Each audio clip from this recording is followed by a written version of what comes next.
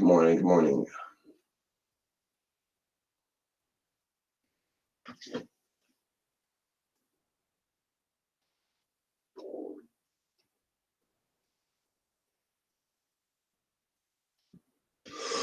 Go ahead and be on time for once. Hey, night train, how you doing?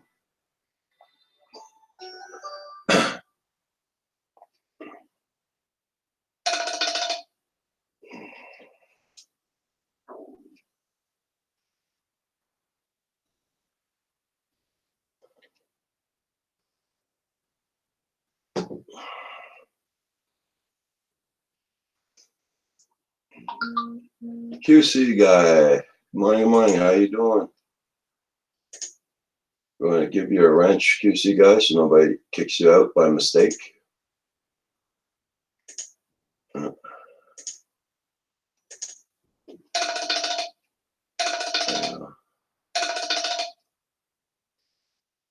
Finished? Okay.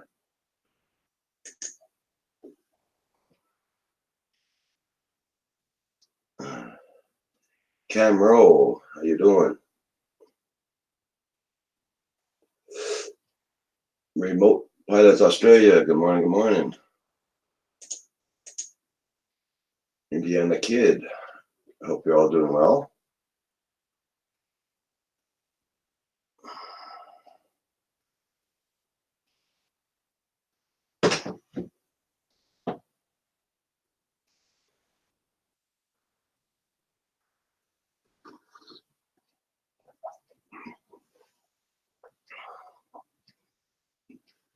Oh, it's still raining here. It's been raining here since yesterday. Very hard on top of that. The floods are really bad here in Quebec right now.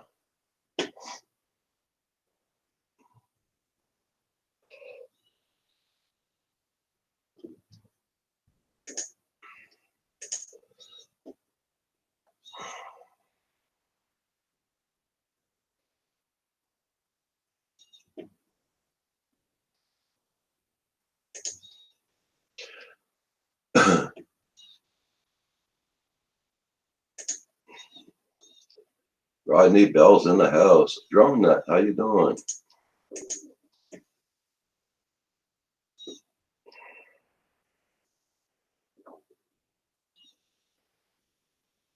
It's been raining here since yesterday morning.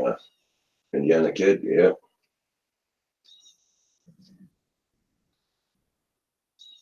Taya and Andy, how you doing this morning?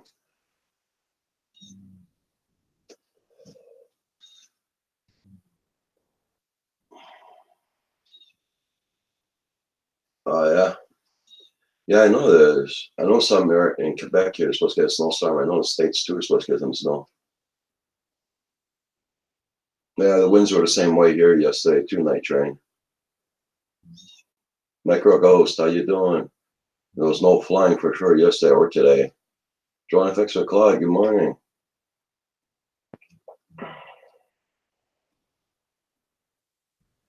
The winds are really bad over there. Man, the weather's really crappy all over, it looks like.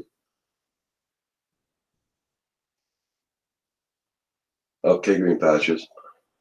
Noodle Reed. Hello, hello. Scrappy Jones. Videos, how you doing? Flow Zone FPV. Everybody, welcome this morning. Don't forget to hit that like button, please. It helps out the channel very much.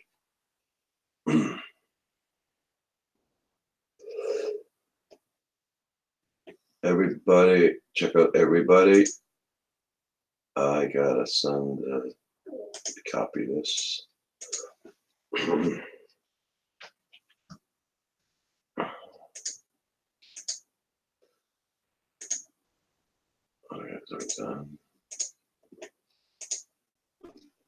keep on forgetting to do this before I go online.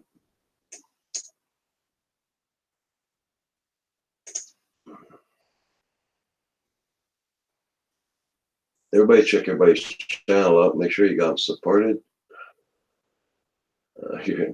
Yeah, you're 5 minutes late. No, you're early, matter of fact. I'm too early. Not even 9 o'clock yet. Hey, Paul Murray, how you doing?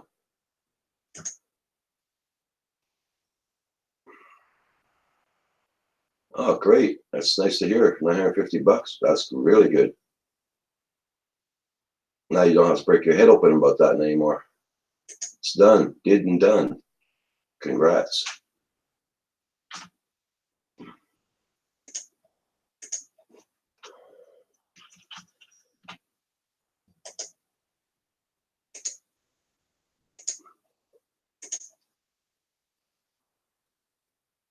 Hey, True Drone Reviews, how you doing? Asgard Studios, good morning, morning.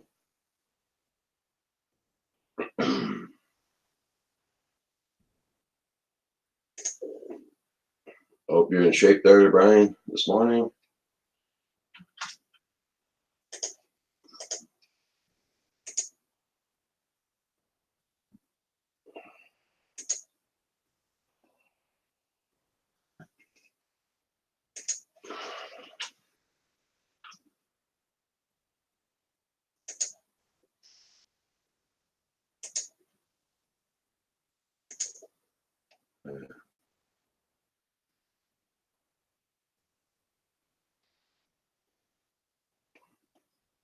Okay, Ludovic, no problem.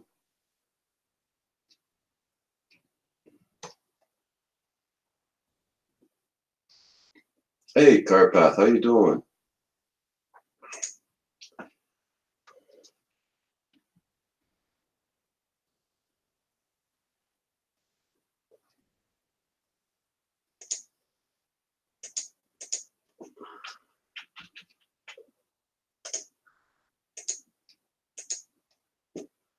There we go.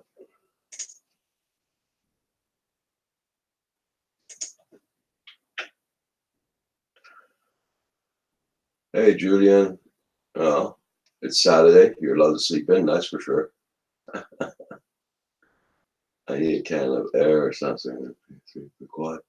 Mud. Oh yeah.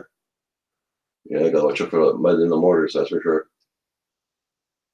Doing good, Carpath. Going very good. Yes, sir.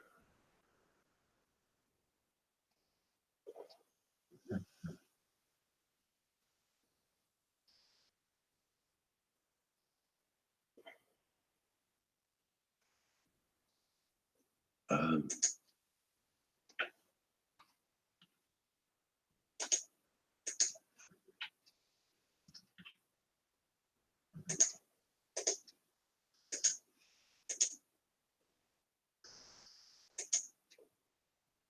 there we go.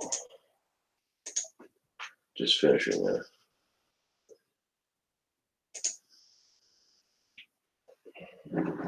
Hey, John. How you doing? Good morning, John Donato.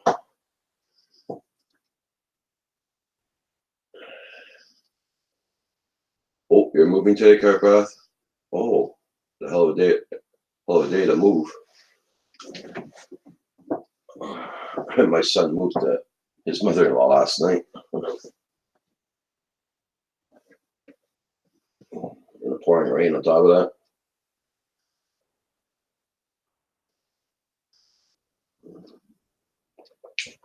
You didn't have a cup of coffee. This is my first one, too.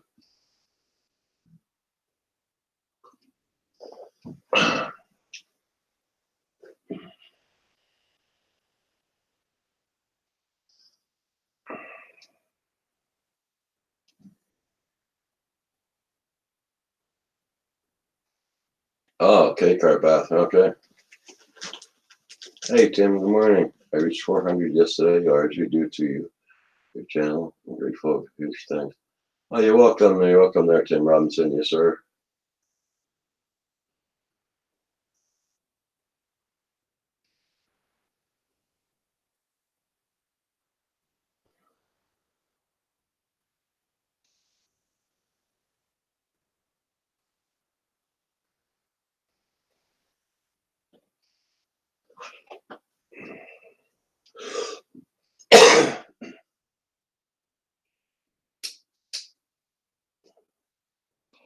I see Paul cranked up some more videos yesterday about ships.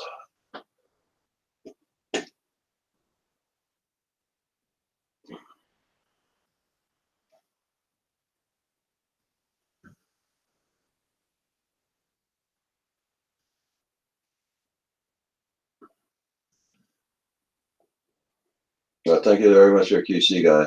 Everybody, check out everybody's channels. Make sure you got them supported, and because YouTube, yeah, and support you from anybody lately. So just check it out.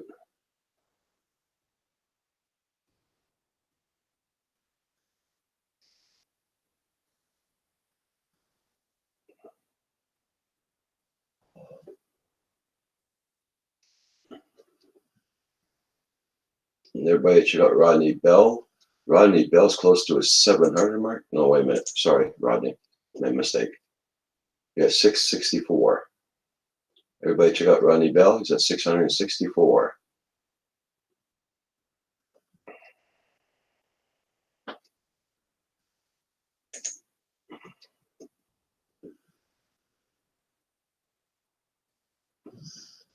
Rodney Bell has a very good channel going, guys. So check out his channel.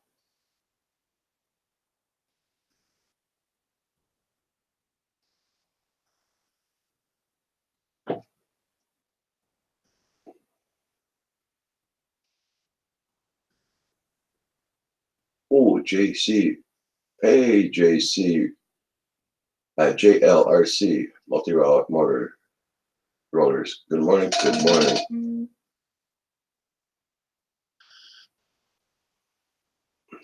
Maybe a snowstorm coming. I think we're going to get mainly rain, but we never know.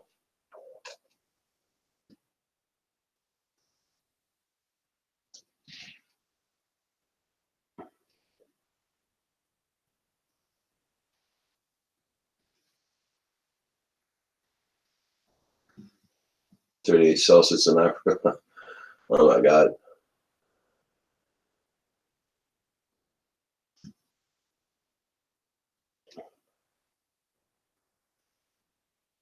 Yeah, that's close to 700. Yeah, it is, Rodney Bell. So don't forget, everybody, check out Rodney Bell's channel. Make sure you got him supported.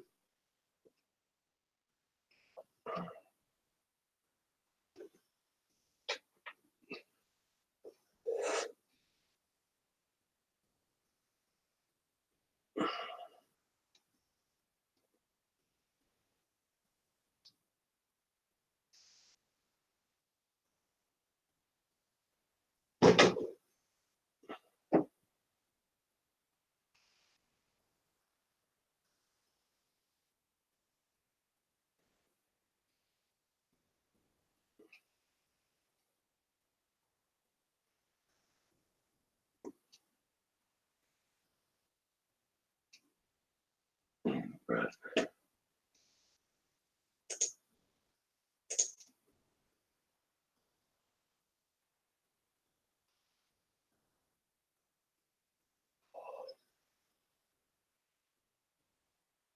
Oh, that's crappy weather there too, John. Yeah.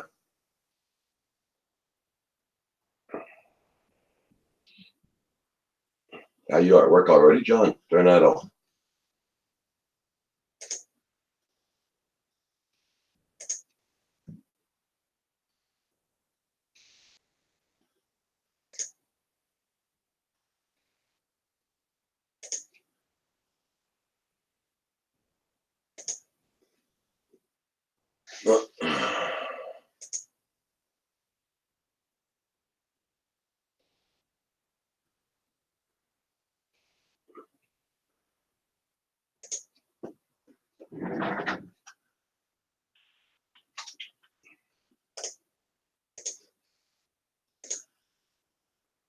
Just sitting here, I'm sure no one will come today.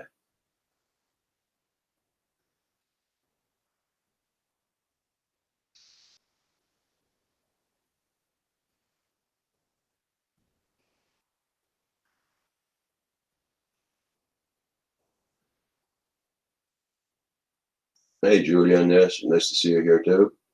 Everybody check out everybody's channels. Make sure you got them supported.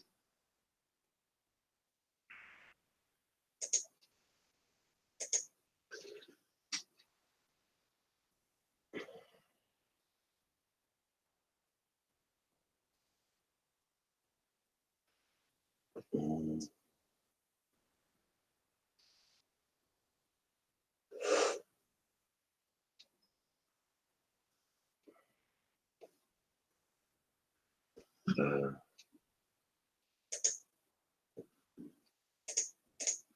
Just give me a few minutes there and see who's going to be coming on. Hey, good morning, Paul. Morning, Roger. Just got to turn my volume up on this here. Okay. So, I guess you got the same crappy weather as we do? Oh, yeah. Yeah. The rain is supposed to start sometime late this afternoon and then turn to snow, and we were supposed to get 3 to 4 inches of snow overnight. Well, we got rain all bloody night. The winds were very, very bad yesterday. Yep. Yeah, it's just about the time you think it's going to break, it breaks in the wrong direction. Yeah.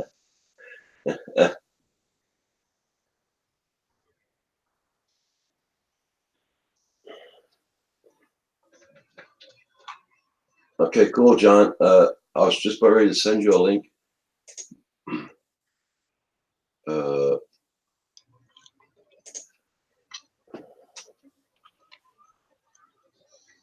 Okay. John's a great guy. Yep. Because this morning we're supposed to have on maybe Drone Pool again this morning with John Coopy and Bill, the drone reviewer. I enjoy when Bill comes on with the drone news. Yeah, me too. I sent you a link, John. Hey, Centroid.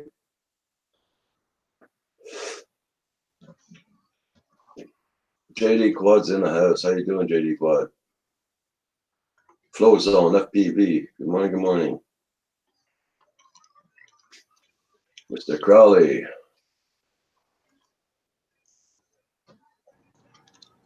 Hey, good morning, John. Good morning, everybody. Good morning, Roger. Paul. Hi, John. How you doing? Good. I found this for you. Good. I hope your operation's going fine. Absolutely. Good. Yeah. Had a little setback with me tearing some stitches out, but other than that, it's fine. Today is the first day I don't have my pressure bandage on, but I'm going to have to go put it back on because I shouldn't have took it off. Ralph's Trucking, good morning. And Centroid Aerial's in the house, Mark. Everybody check out Centroid Aerial. Mark's been a busy boy too. He's been doing all kinds of working on his FPV stuff and doing a good job. Yeah, I still haven't got mine in the mail yet, but we'll see. No. JL RC Multimotors, maybe a new Parrot this summer. Oh, cool. X written in blood. Good morning. Good morning. Whoever doesn't have anybody's channels, guys, support everybody. Yes, sir.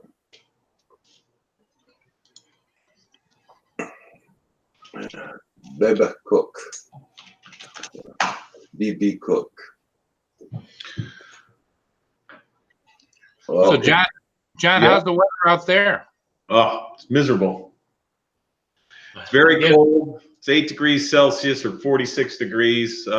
It's windy right now. We're having, there's got to be 10 to 20 mile an hour winds. The flag is, I had to change a clamp on the flag this morning, and it broke the hose clamp that I had holding it to one of the little poles out there. Okay. Hey, Roger, the bad news is that's west of us headed east. Yeah. Yep. It's actually cold here, considering what it's been like. It was nice. Thursday was beautiful out, but I didn't get a chance to go flying. Then in the afternoon, it got really windy, and then it's just went downhill from there. You got a crashed Inspire for free. You found it on your property. JDS. The guy doesn't have his numbers on it or nothing, JDS. Well, you got a long way to go, Brent. So he'd be able to tell from the serial number on that thing who owned it. That, and he should report it to the local police. Yeah, we're in Canada too, eh? So yeah, if it's crashed and Inspire, it's gonna cost way too much to get repaired, John. The owners, if you got the owners dossier or number on it, call them up. But if he had the insurance on it, he gets it back, he could get it replaced, the owner. That's it. So I got my study guides. Oh, there you go. Brought them to work today. We'll see. There's actually a college course right up the street from me I could take. The other thing I wanted to tell everyone is if they wanted some of these maps, you know, the actual maps from the pilots, if they go to their local airport, if they have a small airport, and if they actually talk to some of them, a lot of these get thrown out because once they're bad, they're bad. They're only good for a couple months. And you can still use it to study with and use. This one's 2017. The one I have here, a friend of mine gave me a bunch of them. But it gives you a good thing. So instead of people buying them or whatever, if they go to the local airport, if they have a small one around, they could ask in there, and usually they're tossing them out after a while. They don't usually keep them. Centroid, and you still in here? Or did you fall back to sleep? Yeah, he's been up. Jesus. He's been doing a lot of stuff.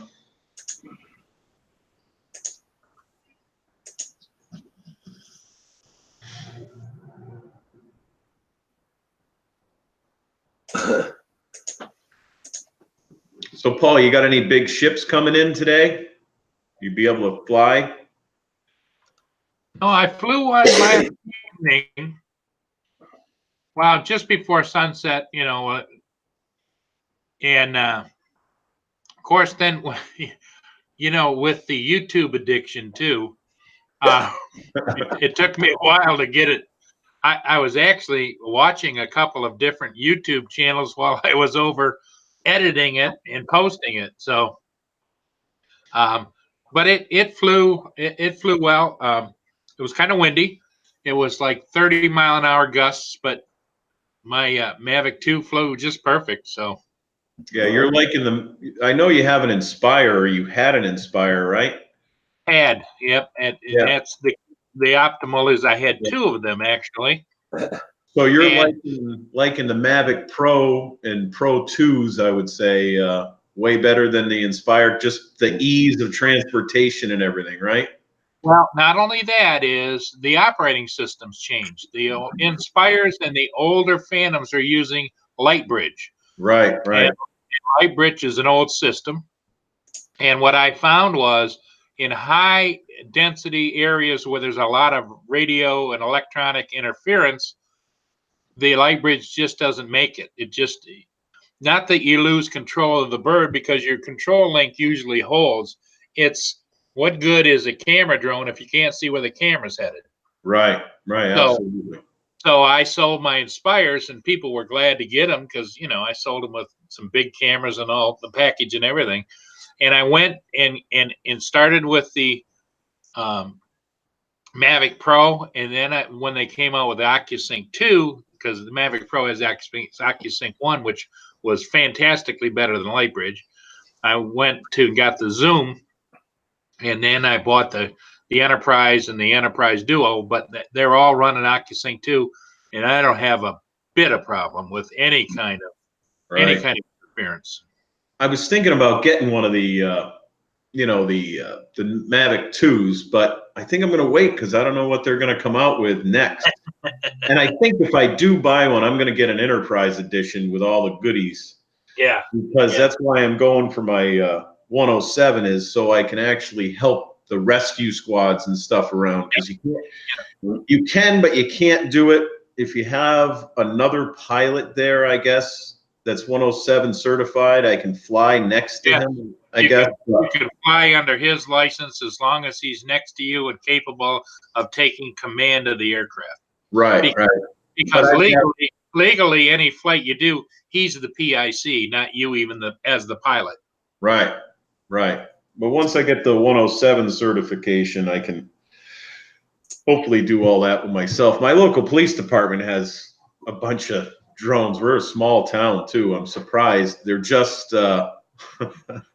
they're just interesting, I'll say, to watch flying them. They have interesting ideas on how stuff could work.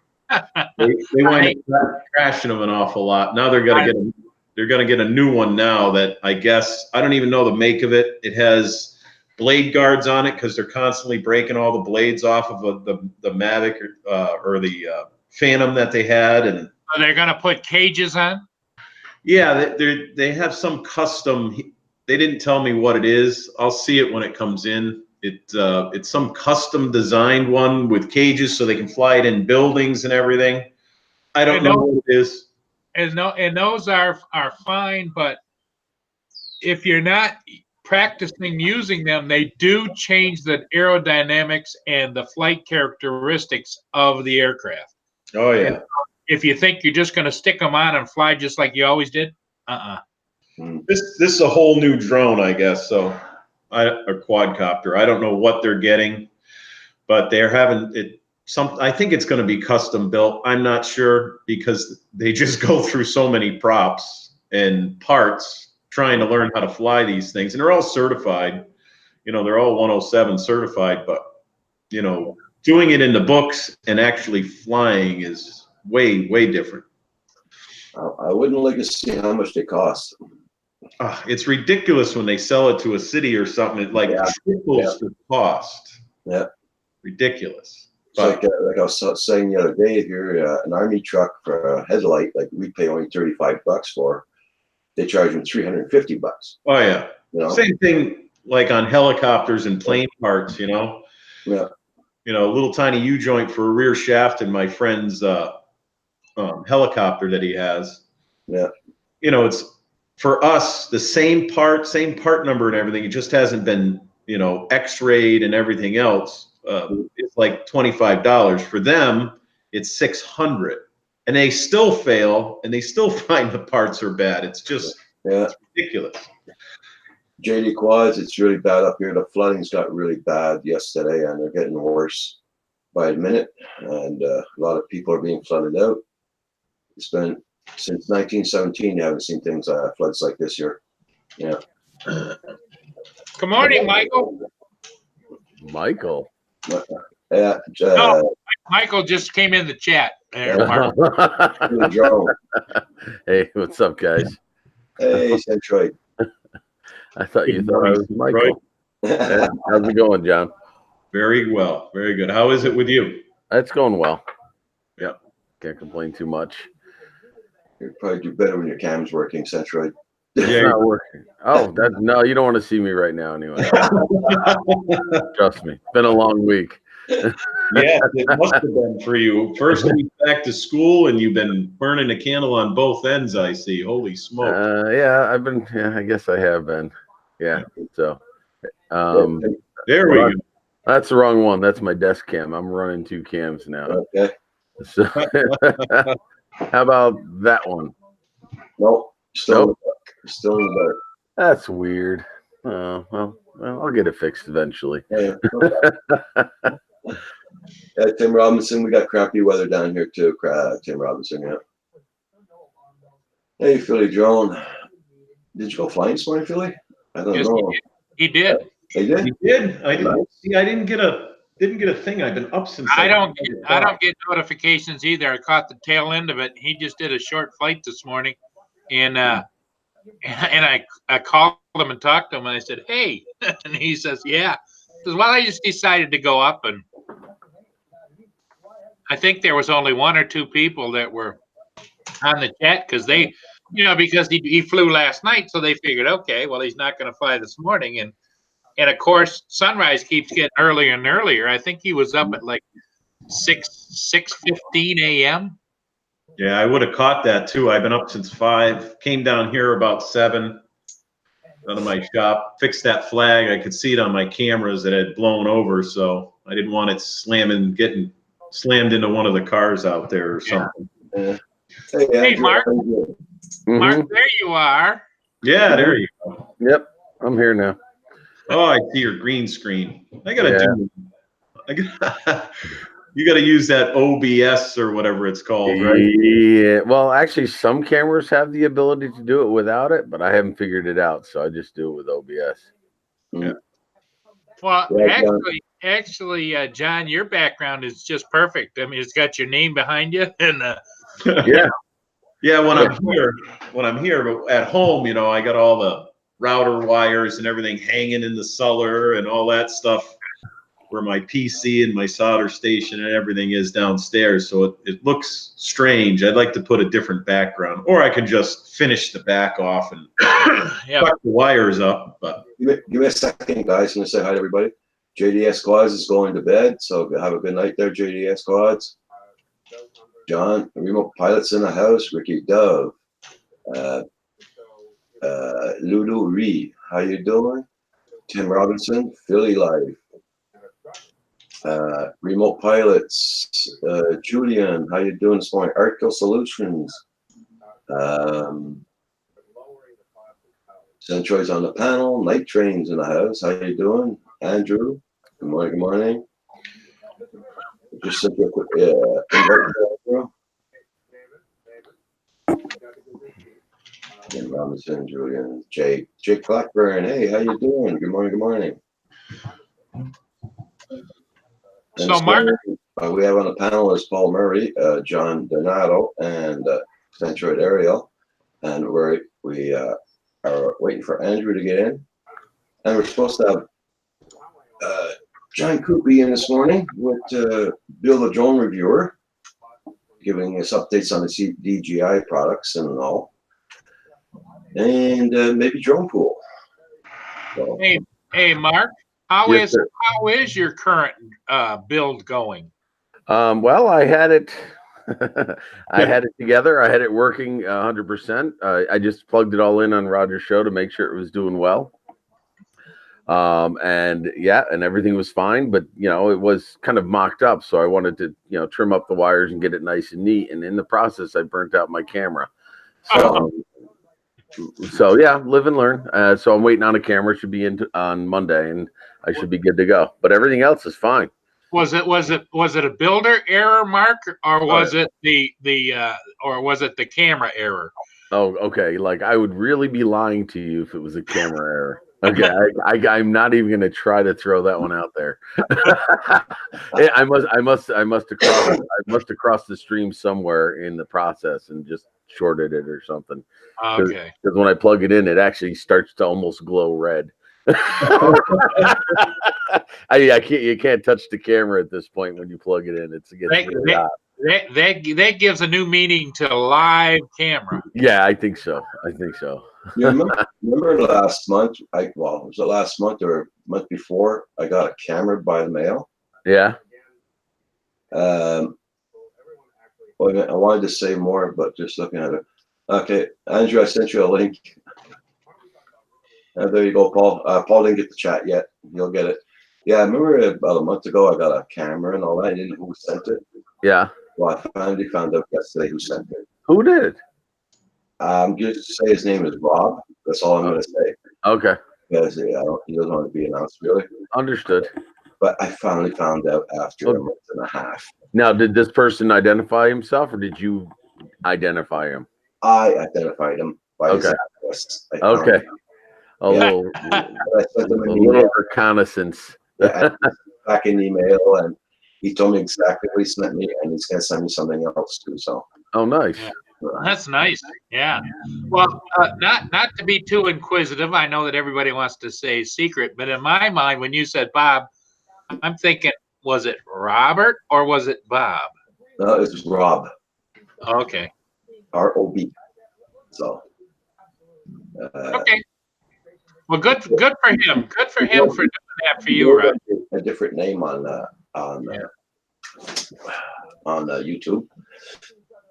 And it's been a while he hasn't been in chat. So well, good. That's wonderful. But see, that's how the family works, you know.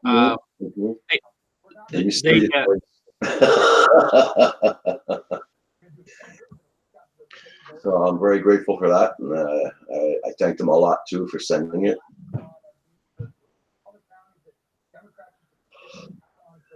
Let me see who came in here. Somebody else came in.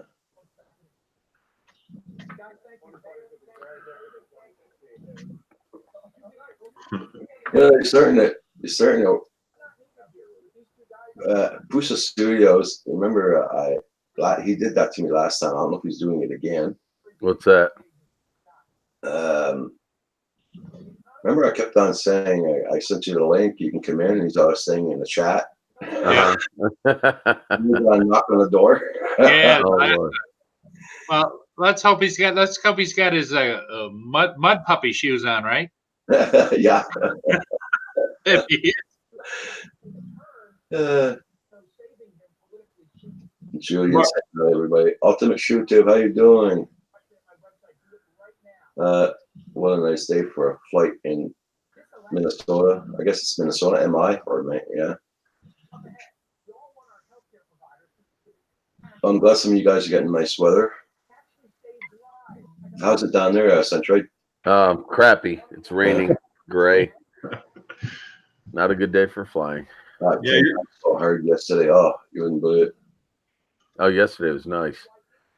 Yeah, Centroid, I don't think you're too far away from me. You're probably like 50 miles or so. No, maybe. Where are you? I'm in Western Mass. Oh, well, I'm in Central New York. Yeah, you're not. Okay. So, New York City or state? State. Yeah, near Syracuse. I'm right at exit 3 on the Mass Pike. Okay, so it's not too bad. I'm about an hour and a half. Well, I'd say it's got to be more than 50 miles. Yeah, it's got to be more. Because I'm about an hour and a half from Albany. Yeah. So I'm further away from. I'm closer. I think I'm closer to Buffalo than I am you. But it's not. It's still not that bad. No. One of these days. Because my wife has relatives right out in New York. They're about an hour and a half away. Whereabouts? City. I don't really know. I can't remember exactly because I've only been here once. I do have a video up of the house they bought on my site, but I'll have to look and see. Ask her where they are because every time we drove there, we drove at night and she drove and. Because I'm not originally from Central New York. I grew up in Eastern New York, about an hour and a half north of New York City, Hudson Valley region, right on the Hudson River. Oh, nice. Yeah. So I was always right around here, Springfield, Massachusetts. I was born in Connecticut, and I have a lot of relatives up that way. So, but I don't visit them much. I don't know them that well. Yeah. I know how. Yeah, we always seem to go visit the ones in Canada.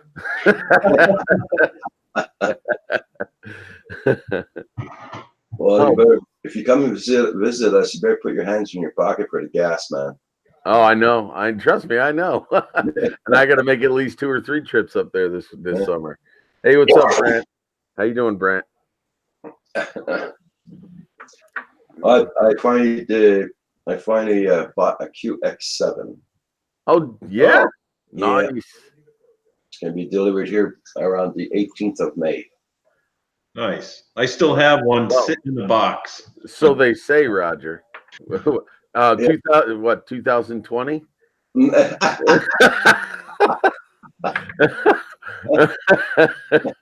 The way you got your sweatshirt or your hoodie, I'd be concerned.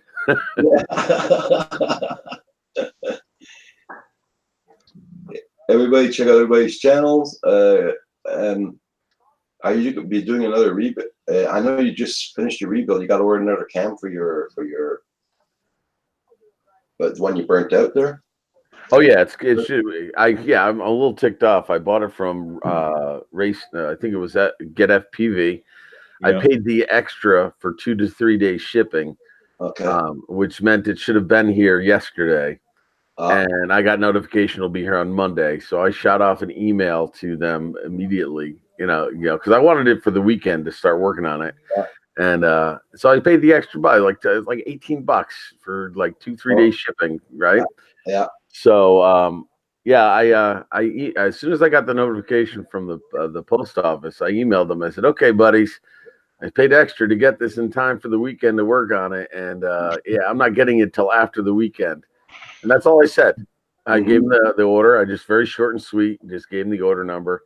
Well, they at least refunded me my shipping costs, so it is what it is. So, hey guys, I don't know if anybody can answer me on the chat or in the group here on the panel.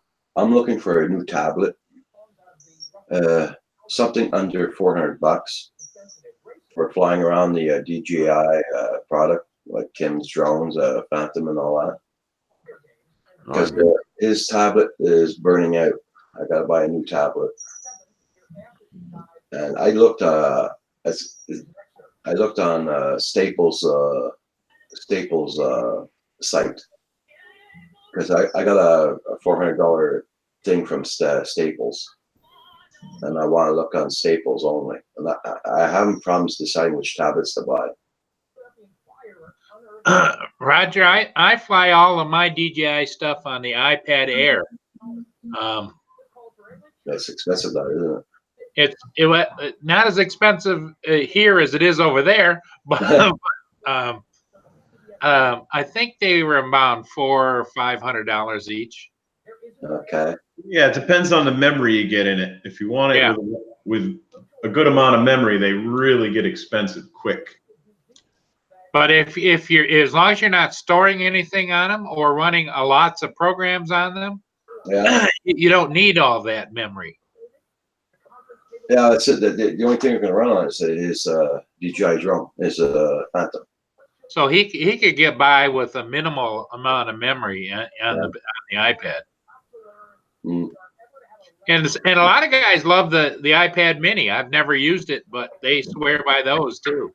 Yeah. Those are okay, but when I do use it, if I don't use my phone, I use the Air. I have the Air 2. I think they're up to like an Air 4 now or something. Yeah.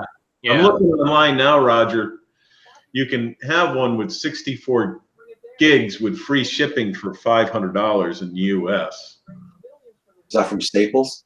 You know what? I'll go to the Staples site and see what Staples, because I got the $400 bond from Staples. that would be good if you can get one there. Let's see. Indigo Rhino says, Ryan says a Samsung Tab A. He uses for his Phantom. It's great. It's under $400. I just wrote it down. I'll see if they got that at Staples. I'll check the site later on. Let's see what they got. Stephen Bear, how you doing? Stephen Bear's in the house, everybody. Check him out. Check out his channel. Google Reed. Indiana.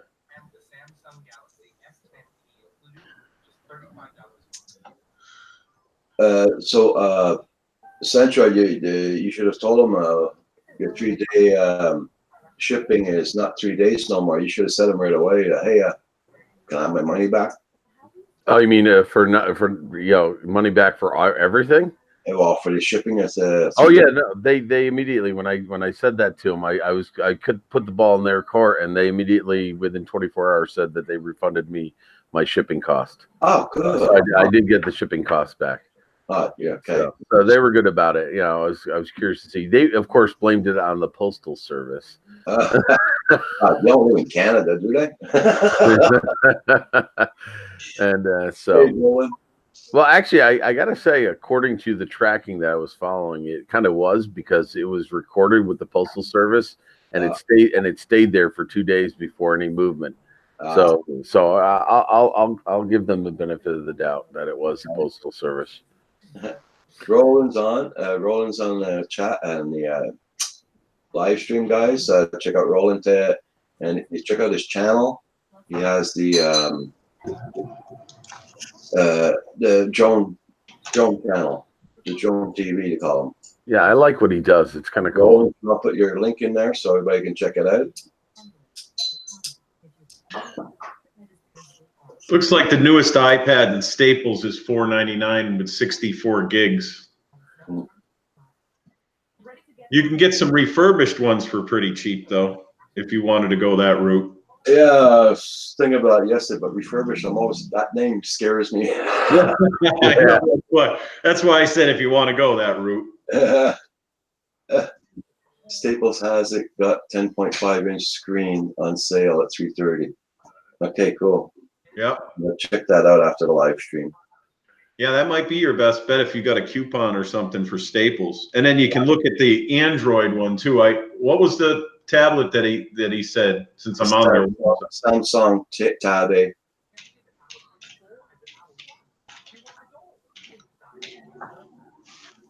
Hey, 616 Jones, how you doing this morning? Phantom Hodges, hey, good morning. Roland's in the house, Sleeping Bear. Lulu Reed, could you please give a shout out to the last video this morning? Sure. Everybody check out Lulu Reed's last video. Don't forget, she lives up in Africa, I think it is.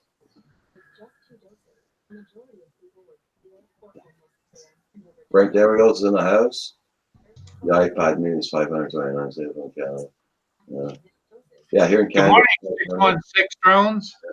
It's $529 here, and $530 here for that iPad Mini 4 Jesus. in Canada. How much is it?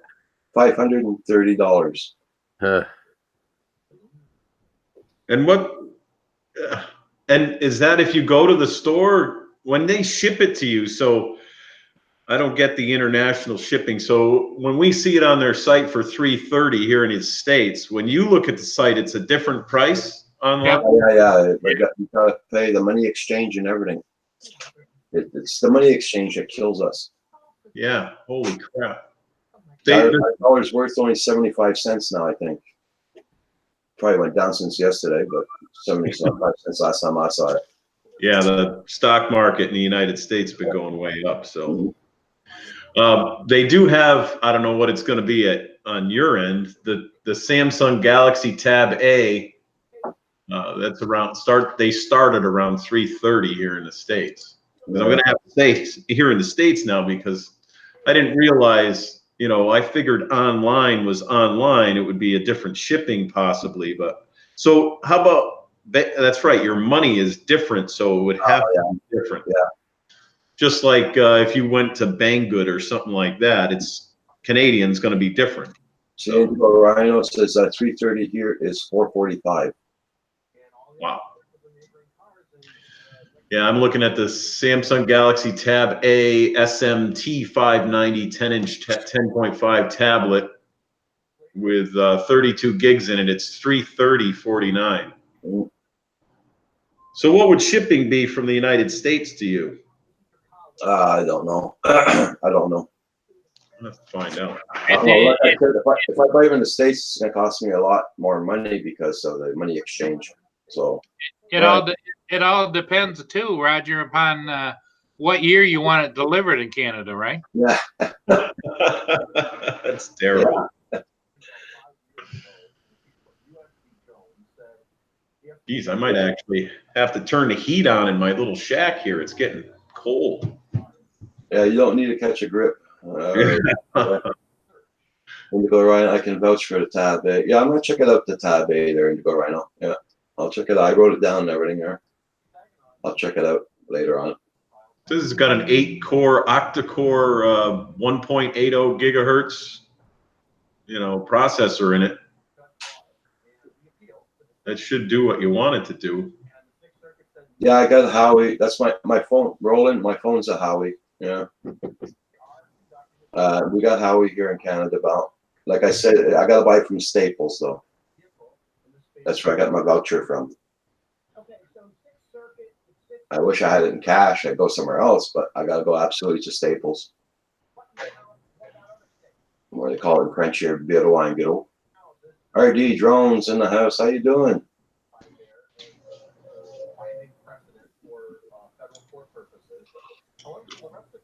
What are you checking out there, Centroid? I'm just working on my questions for tonight's show. That's all. Okay. Yeah, don't forget, everybody, tonight, 7 p.m., Centroid's on. At 7 p.m. tonight, Eastern Standard. Android is going to school everybody in 107 tonight. I wouldn't say school. That's your background. Mark, that's your background. Makes him feel like he's at work. Yeah, don't make me do that. I'm trying to have fun with this. That's Jerry. Jonas S. Jerry, sorry, man, I haven't done the unboxing for what you sent me yet. I'm slacking off a lot. I don't know why. Jerry, it's at the end of the school year, buddy. It happens. Yeah. Now, Mark, when is school over for you guys in Massachusetts? I think. No, I'm in New York. New York. I'm done at the end of June. At the end of June. And it goes all the way to the end of June. Oh yeah. My God! Look who's here, Andrew. It's my answer to it every time. So, Good morning, Andrew. Good morning, guys. How are you today? So good, thanks. Good morning, Andrew. That's the new book he's got for Paul Murray. Yeah. Well, we got two fine gentlemen up here this morning on top of Roger, so I feel comfortable now being with Paul Murray. I feel like I'm in a safe place now. I'm not a weather forecaster, but there's chance of a decent conversation coming right now that won't need him and I battling each other. So I feel safe. Okay. I love Paul. Andrew, the Lord, if you want me to zip it, just tell me. I'll. It wouldn't be you if you did. It just wouldn't be the same. Oh, there we go. Sorry, how's your situation, Andrew? I know you were without water, and there's flooding going on down there in Montreal. And for us, we don't get the flooding part. That's out on the west side, but we got our water back after about 24 hours. So that with a 2-hour intermission where they fixed it, and then the line blew again. So in the middle of the night. Wow. We had a lake running down our street here. It was just pouring out. They cut out a 10-foot by 10-foot hole, 8 foot deep to get to the pipe. They left at 12:30 at night, and an hour later it blew again, and it was filled that whole hole up, washed away all that gravel, and bring down our street here. Wow! When you got 2 kids and no water for 24 hours, that's a long time. Well, yeah, yeah, I bet it was.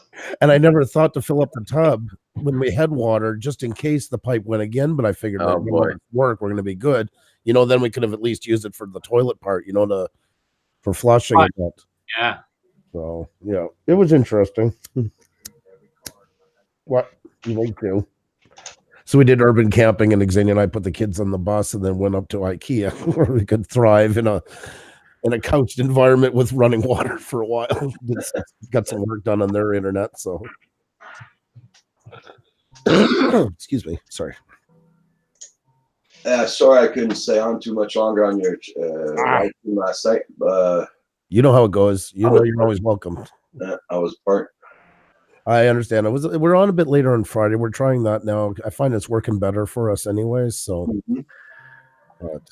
yeah, it was a very good show last night, Andrew.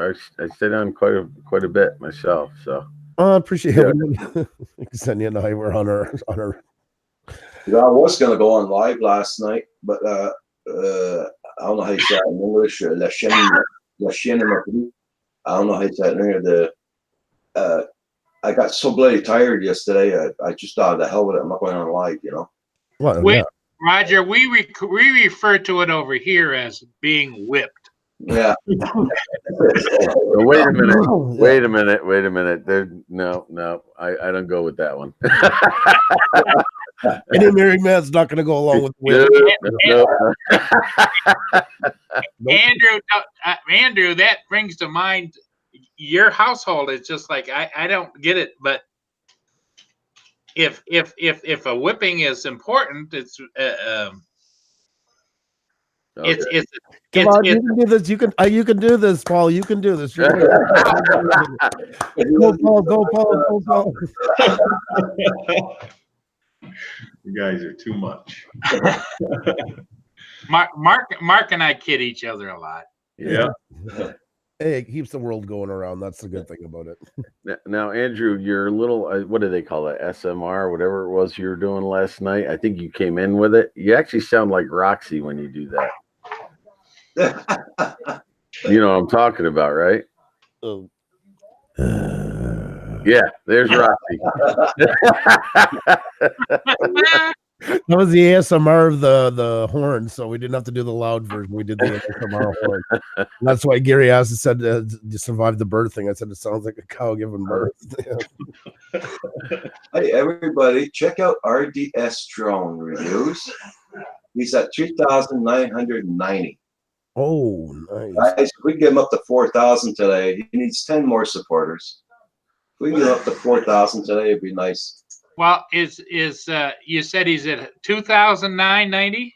3,990. Oh, Yeah, I really? thought you said 2 at first. I was like, man, he's really Yeah, shooting at the 1,000. Yeah, I thought that's what I thought. I heard 2,990, and I'm going, oh my God, Roger wants us to do 1,010 supports. Yeah, Roger's trying to take me out of the picture. I was going to put the wheel to rest right now. Hey, how you doing? Good morning. Let's see, I have his bell checked, and I still don't get anything from him. He just put something up on the JJRC H70 3 days ago, and I didn't get notification. Right now, our notifications are showing 17%. That's the lowest we've ever had. That's how messed up the algorithm is. And and the bell's checked, so I don't get it. Matter of fact, I had to go searching for Canadian Drone Hub this morning.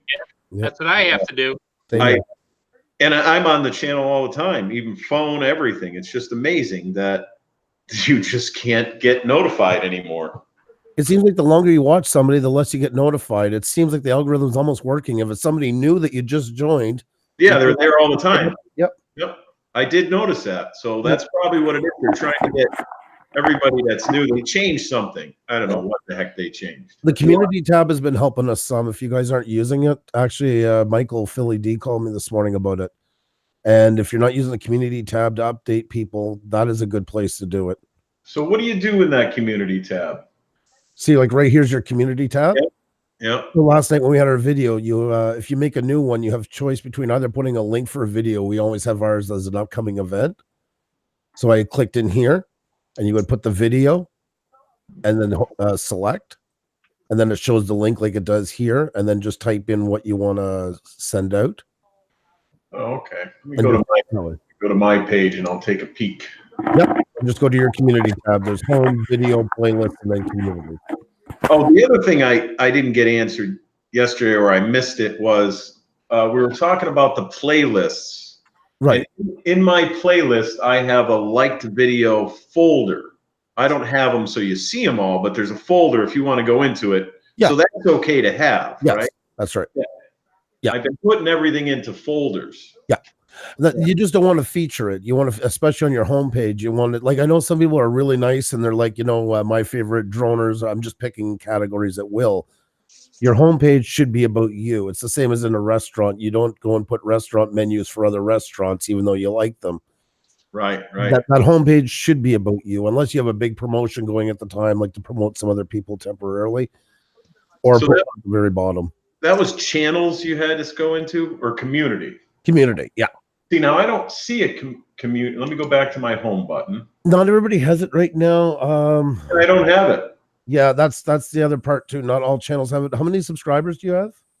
206. Yeah, I see. You're probably not there yet, but it will come. It's not 1,000 anymore. It seems to be kind of at will. But once you do a bit more, it will probably be available at some point. Oh, okay. And I recently shared all my subscriptions, so anyone the channels that I go to and are all in there. That's, subscribed to. Right. So that's a good thing to have too, right? And Twitter. I know people don't want to use it, but it's better to get in touch with people. Twitter does do a good job at it, unfortunately. Twitter. I don't do much on Twitter. Where you can incorporate Twitter into your YouTube, I take it. Well, that's where we share all of our links. Whenever we have something coming up, and we'll do one when we first make an event, say in the morning, and then another one just before we go live. Yeah. And it's better at updating people. I have Twitter. It's kind of like my business Twitter, but I see the big guys like Billy Kyle and them guys. They're constantly posting to that. Right. It does help. They're there for a reason. I don't find it a very nice interface to use, but it gets the word out. Yeah. Oh boy, the wind's picking up now. Holy smokes. Hey guys, give me a second. I'm just gonna say hi to everybody. Sleeping Bears in the house. A rebuild. FBV. Good morning. Ariel. Ricky Dove. Hadley's famous. Let me see now. Artco is close to his 500 mark, guys. So check out his channel. We got We got drone effects. We got the Claude. We got Sean Obsessed Jerry. Good morning. Good morning. We have RDS reviews. Where is he? I can't find his name again. RDS drone reviews. Check out his channel, guys. He's close to 4,000. Check out his channel. He was missing only 10 people. And on the panel, we got Pusa Studios, Paul, Murray, John, and Centroid Ariel, who was very quiet this morning. I'm focused. Picking out questions.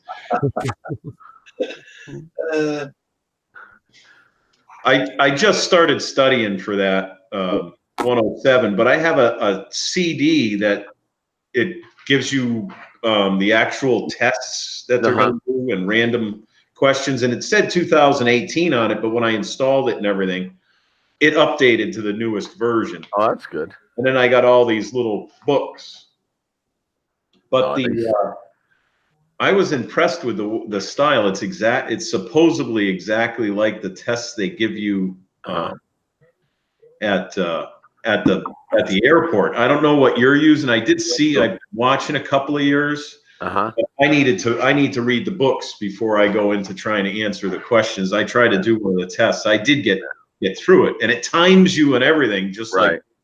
Yeah, no, I just went with Remote Pilot 101 and watched the videos, took the practice quizzes. They graded you, they scored you, and then, you know, I did that for a couple of weeks, and then I took the practice final, and then went and took the test, and it worked out well.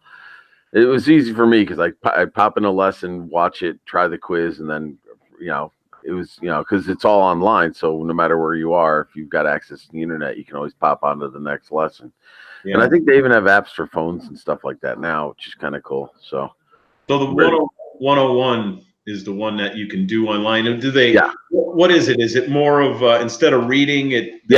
They walk you through it, or well, they go through every single section, weather, charts, METARs, you know, anything you can think of, the specific categories that these questions come from.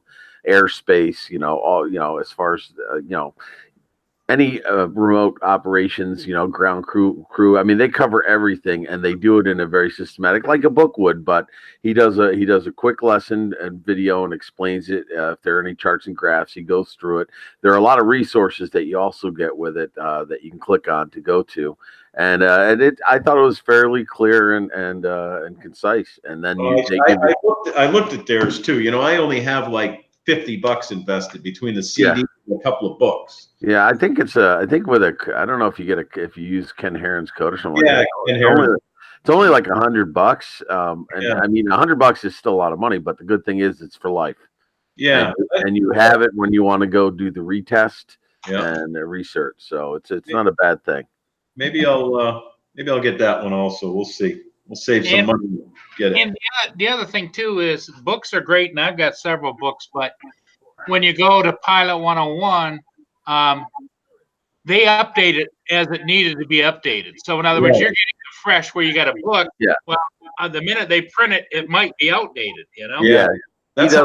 He does do the update. Does that? It updates continuously. You know, goes in there and changes stuff, but. You know, it doesn't, I still have to read it on a screen, and I have a problem reading on screens, even in books. After a while, my eyes start to water. Right. So I'm looking for something that I could listen to. And I think the Remote Pilot 101 is the one to go to, I think. Yeah, it's not bad. A lot of people recommend it. I mean, I had good success with it. I did fairly well on the test. So, and I crammed. I'm the poster child for procrastination. Well, that's what I would do. I would. Yeah, I mean, you would think as a teacher I would know better, but 2 weeks before the exam, I'm like, I better start watching. And there's a lot of information. You're not going to do it in 2 days. No. So I crammed for 2 weeks. You know, every hour that I had in the evening, I just watched videos. I even took notes occasionally on things I thought that I would forget. And that's what I've done. I've got a thing of notes, and I've been cramming. That's why I haven't been around lately, is at night. That's what I'm trying to do. But I think I need a little bit more. So I think I'm going to, after today I'll probably go on Remote 101 there, and I'll go to Ken Heron's page first, and then we'll go from there. Yeah, I think there's a code or something you can get for a discount. And the other thing to understand when you go to take that test, it is on a computer, all your questions, but the reference material is printed and is in front of you, and you get a pencil, you get an overlay sheet that you can put over a page if you're looking at meters or whatever. And so it's a lot of, the question is, and then you have to go to figure whatever, section whatever, and then you have to look at what the question is. It isn't like it's all up there in front of you. You're going to have to do the right. I'm used to taking, state tests by inspections and stuff like that, and they're always trying to trick you with the same word question on all these. And it appears that this federal test is the same way. They put the same wording in, but they change one. So the question sounds right to you, but it's actually wrong. We'll have to see, because I see it's a multiple question test. The number one thing I want to make sure that everybody gets if they ever pop into my live streams where I'm doing the 107, especially if they're thinking about doing it, is just literally don't think of this like you're going to get your permit at the DMV. It's not that straightforward. I can imagine. Well, in Massachusetts, they still ask you how many sides are on a stop sign and stuff like that. 6, right? 6? Kidding. Mathematician, yeah, 6. What shape is that again? Oh yeah, triangle. But yeah, so there's some great, Remote Pilot 101. I've been him and Han. There's actually 2 colleges that are within 15, less than that. 5. One of them is only 5 miles away. They do a course. It's like a 4-week course, I guess you can get into, and they go over this whole thing, and then you go take the test. But I don't know. I think I'll do the Remote Pilot 101, especially if it's a video where they're explaining. Yeah, and he's. This is gonna sound horrible. His voice can get to you a little bit. He's kind of, he can drive you a little nuts if you watch a lot of them in a pop. But he does. I think he's very thorough and he does a great job. I think he does a good job. Yeah, and the other thing too is use all the other references you can on YouTube. It's like Tony and Chelsea, whatever. They've had one on for a long time on, but he touches on things too, and it's a different voice and it's a different look. So that you don't feel like you're watching the same show over and over. Yeah, that's what it is. I think it just felt like it was, it was my own fault because I just watched so many of them at a pop. I think anybody's voice would get to me at that. Like, my own voice gets to me, for crying out loud. Like here for Canada, it's Don Joyce. He does he helps out all of us for the test. He was on the chat yesterday. It made a long time he hadn't been on. He was on the chat yesterday. We're very happy about that. It was nice to see him. Yeah. So Andrew, when I'm going to send you our drone there, and you can check out the test for Canada for flying.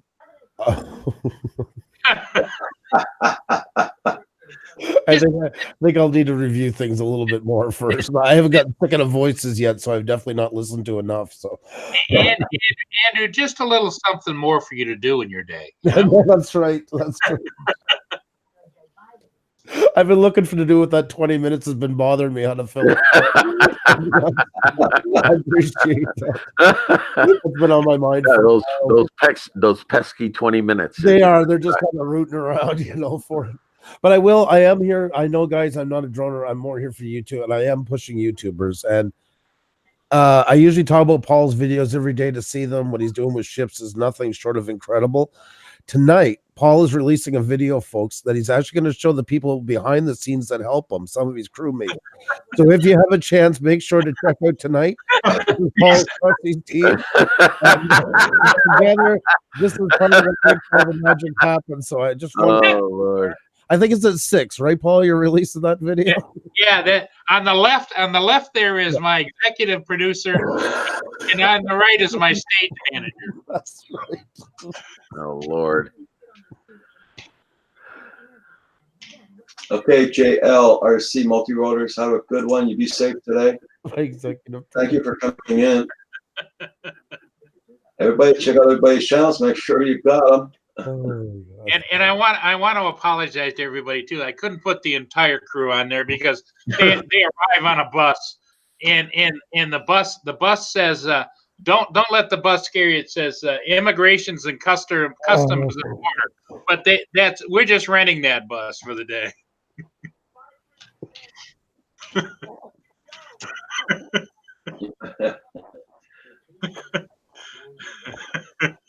Oh my God, that picture's been killing me for 10 minutes. You're all red and everything, tearing up. Yeah, I know. It's the look. I just couldn't get over it. I was trying to be good. I was really listening to you guys too. It was quite the conundrum. Yeah, Brent Ariels, yeah, and he was also talking about for Kim also. You said that in the chat yesterday. So, Oh my God. hey, Rick Holliber, how you doing this morning? Good morning, Rick. Rick Holliber is at 702. Congrats, you went past. Very happy for you, Rick. You got to 702. Yesterday, I looked at you at 690 something. Yeah. Philly Jones in the house. I was already on the phone with Philly this morning. He's setting up reminders and stuff like that. Man, is he ever given it. I am so proud of him. I just want to throw that out there. Awesome. That's good. Mm-hmm. Yeah, he's just been taken right off. That's awesome. I love when somebody wants to actually do something. I guess it's the same with you guys with drones, someone to fly, but when somebody really takes an interest into something, you know what I mean? And it's not just how do you get me 1,000 subscribers. It's somebody that really wants to get into it and get their hands dirty and learn. And I just think that's so amazing because it is not as common as you might think sometimes. So Seriously though, Andrew, you have been a godsend to Michael because he was kind of trying to do a backstroke and a forward race, and you've kind of like turned him around and showed him the way. And you know, a lot of people at your level on YouTube don't, you know, they talk the talk, but they don't walk the walk. But you do. Well, he does as well. I mean, he helps our channel out. He's a great guy to have on. People love him, so it's good for us. It's good for him, So it's not. I don't want to make it sound cold. I'm saying he brings a lot to the table too. So it's a no-brainer. So it's my pleasure. And he looks great now that he dyed his beard and everything. Yes. Yeah, we had that picture come up again last night, resurfaced. So yes, that unicorn is now on our Discord. Hey guys, we're back. We're gonna make another coffee. We're back. No, Yeah. Okay. I got to do the same thing, but I either have to make some in the other building or drive down the street. But I just went to Remote Pilot 101 and I went to Ken Heron's site and I got his Heron 18 and I plugged it in there. So it looks like the whole course on Remote Pilot 101, because I'm at the checkout, when you put on his thing, it goes from 149 for lifetime, brings it down to 104.30. Yep. That's it. So I'm going to buy that. Yeah, it's not bad, guys. I gotta run. I gotta do this, and I'm having a hard time focusing. I'm not much of a panel guest today, so I gotta get to work on this. it was great. Hey, Mark, seeing you. Mark, care. 7:00 tonight. Everybody be there or be square. I'm going to try to be there tonight, but Okay. what'll happen? We'll see. Okay. Thanks, everybody. Have a good day. Bye, Mark. Bye bye. So I'm about to purchase this thing, going into my PayPal account.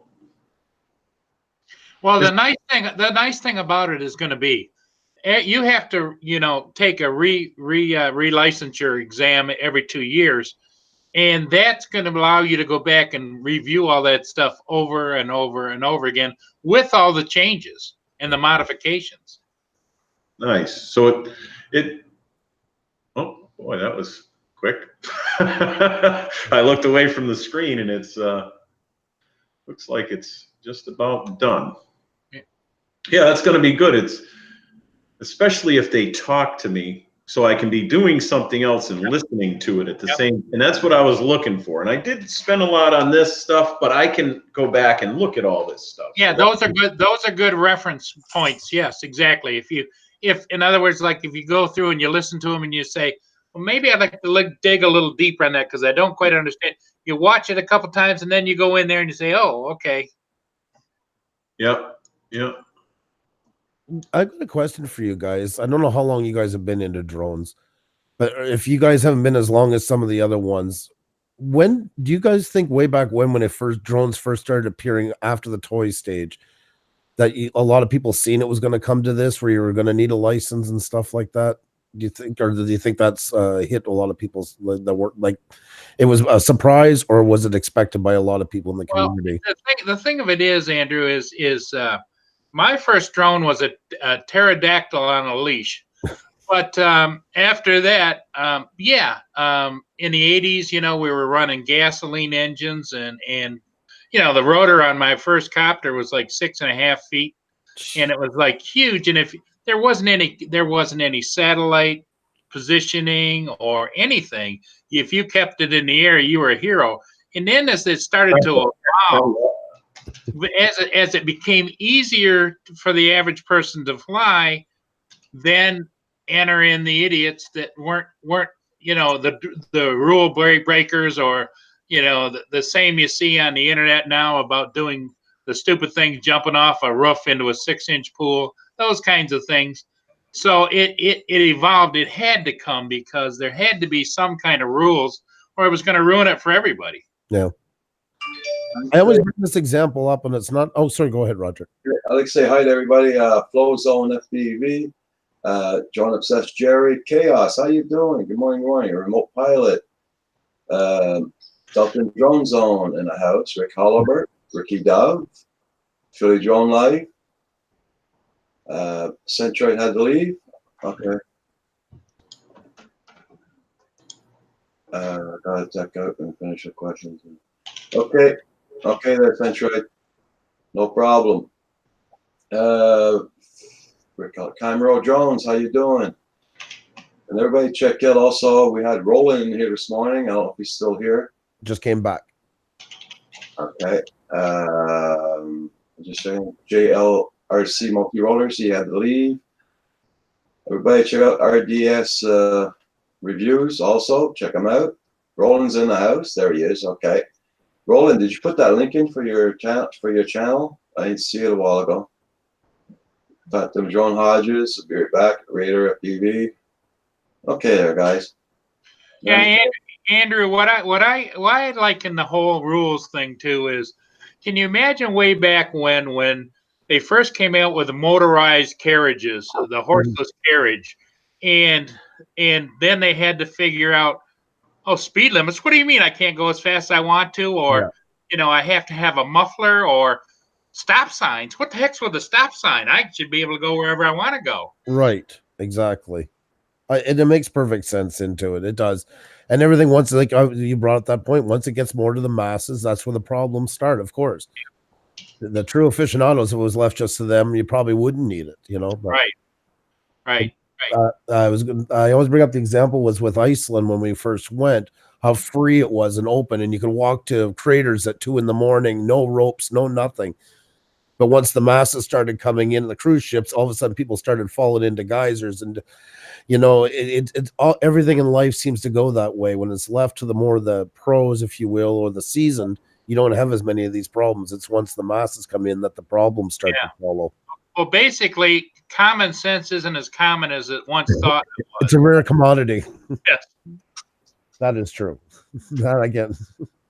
And then for you guys, I mean, but it's getting, is it going to help people too that do take the course? Now you're going to be able to get better work with it, say, or it will get rid of some of the riffraff and maybe make it more of a respectable thing again. Well, yeah, and once everybody understands the basic rules and abides by them, then it allows you, whether you're an FPV flyer that wants to practice skills about loops and everything else, Or if you're just a photographic flyer, get those smooth movements and camera movements and everything else, because that's where the skill is.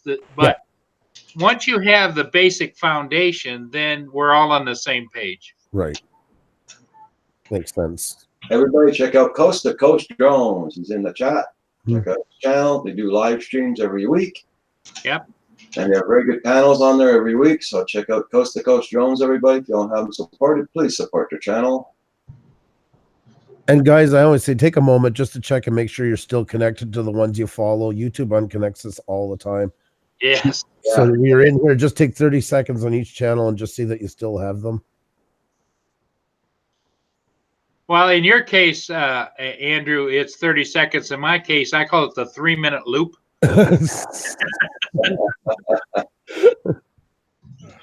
Oh, there's Coast to Coast Drones just posted from The Verge here an article. DJI denies that it's discontinuing its iconic platform Phantom drones. There you go. Just put the link in the chat. So, Good. yeah.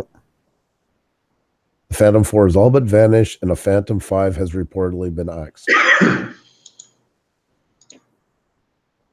And has reportedly been axed. Okay. So,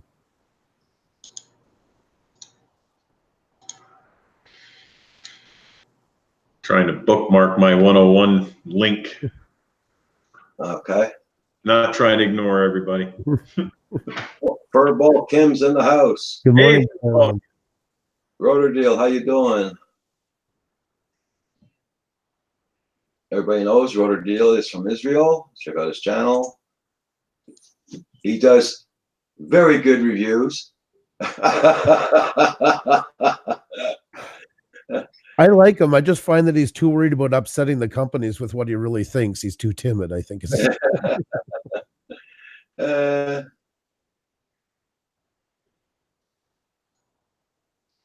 Jonathan.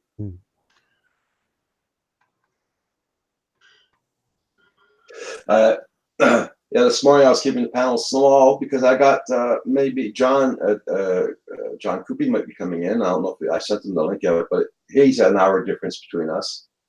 And we got Bill, the drone. Yeah, waiting for Bill, the drone reviewer, to come in. Yep.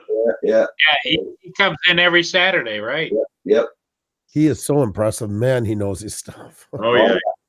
I love watching somebody like that in action, man. He doesn't even blink an eye. He just Michael Bannick, no, haven't been flying lately, my friend. Weather's so awful here, you wouldn't believe it. I'd have to videotape this weather every day here. yeah. Yesterday, the winds were incredible. Lucky I didn't have to go nowhere yesterday because I've been all over the road. I'm so excited to be. All right. I'm all hooked up now. Okay, cool. Perfect. Congrats. One step closer. One step closer. Now I just got to watch all the video. There's a bunch of them. Holy smoke. Yes, there is. They'll keep you busy. If I can't pass after all this stuff, I don't deserve it. So I'm sure you're going to be fine. I'm used to testing stuff like that. Like I said, we have to test every year for all the new state inspection rules and emission rules and all that. And they give us a book this thick and say, oh yeah, next week's the test. So here we didn't get the books until now. So here you go. Drone obsessed Jerry, I was thinking of that the other day, putting the cam outdoors. That's what I gotta bring. Yeah, there we go. I had to bring the chat back up. Phantom, here is the link. Coast to Coast Drones had originally posted it in here. There you go. It's from The Verge. And Chaos, I'm doing great. Hope you're doing good as well. Hey, we got water. Things are looking up. Well, it's amazing. Quite happy about that. So.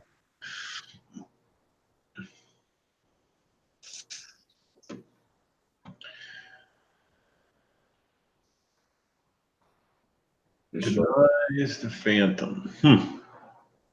Hey, Andrew, now that I've got you here, I had a question. Sure. I saw over on some other channel that they were promoting you to be the next Prime Minister of Canada. is that true? Because they, God help me if it is. That would be awesome. yeah. Hey, we know him.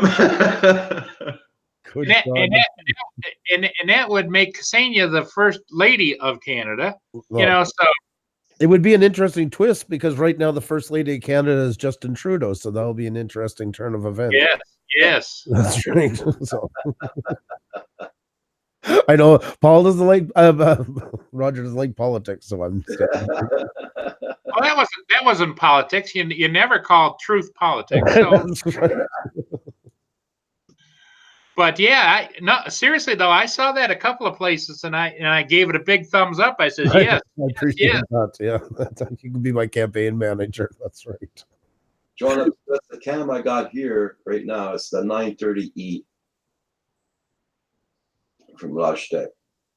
But when Roger finally gets that fiber optic, look out, man. Yeah.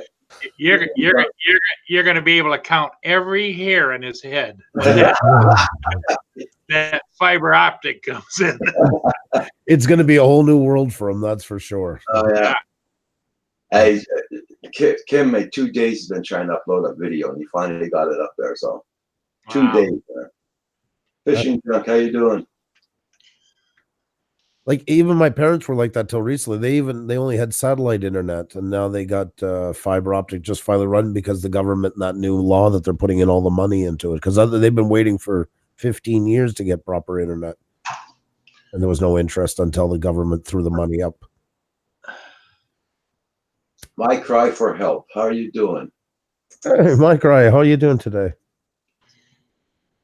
What's going on with you? I don't have him. Let me go to his channel. Oh, my Cry's been around for a while now. My Cry does gaming stuff like that. Very nice. Yeah, can't not remember that number. I mean that. Just supported your channel there. My cry for help. Yes, sir.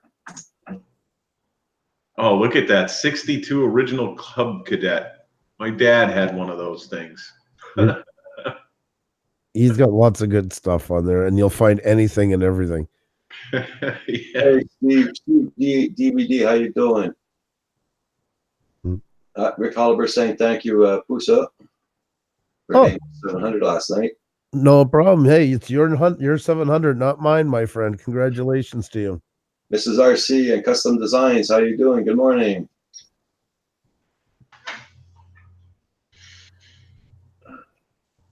My cry for help when I first met him, he had this live stream and he was playing with a voice inverter. And I got in there and there was this clip of Charles Manson pleading his case with this for like 4 hours straight, and just this loop of Charles Manson going around fighting his case. And I thought, this is about the greatest channel I've ever. It was like mesmerizing when I went in there, like I couldn't leave almost. Yeah, he does some real experimental stuff, but yeah, he's got a lot of great stuff around the farm and that too. It's a good mix of it. So Yeah, I'll have to go back to his page and look at it a little better. Jesus, I'm stuttering this morning. I think it's because of cold. you got a John, I find excitement causes you to stutter, and you're excited. You finally got that Pilot 101 on there, so you're going to go. That's right. Yeah, you're right. Just enough on a prepaid card. I was looking to buy that too, because when I buy so many parts from certain stores, parts stores, they give me these cards. Like this one's from Ford, and it had like $110 on it. So luckily, I used it for that. So we'll see. Sure. What's the numbers on it? No, Roger, the old one. Roger says, hold that a little closer. Yeah, a little closer. Kim, take a photo. Take a photo. From Ford and from GM. Yep. But Paul was once like you too, and he felt overworked, and he got himself a good crack team. So maybe this is at the point in life, John. Now you got to get somebody like, some good executive producer like Paul. Yeah, you need and Emily there and Roger there Not the same Roger, but that's a Roger as well in the sunglasses. He looks like a Roger. Yeah, I thought it was another Roger. They work really hard. They do. How much do you pay Yeah. them? And off camera there is Bart and little gal we call her Sparty, but Sparty, yeah, Sparty's a hell of a gal. Say what you want. Yeah, that's right. Little behind the scenes stuff this morning. I'm liking it. exactly. Yeah, Roger in the hat. There you go. Yeah, that's. Oh my god. I got a car getting towed in over there. Ooh. Oh, money, money, money. Yeah.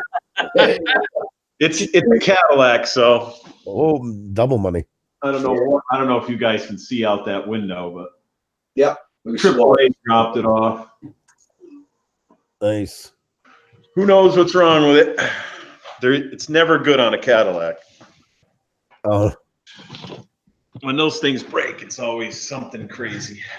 Yeah, when you got it, when a Cadillac comes in the door, it's like ka-ching. Yeah. Yep.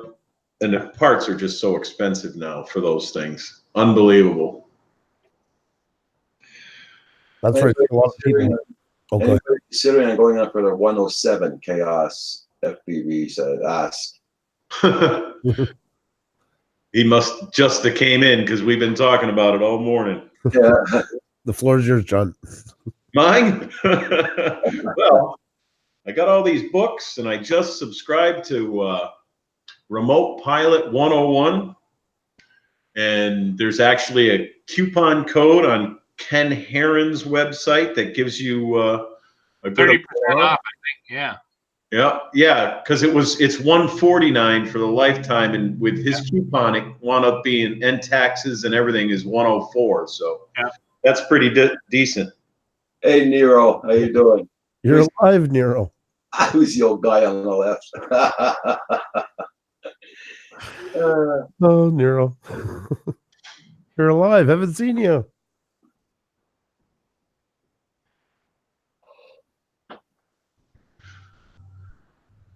Fish and Junk says hi, Brownie Paul.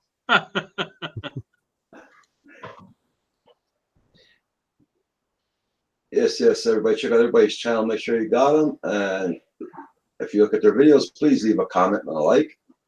Now, Andrew, what time do you go on today? We don't.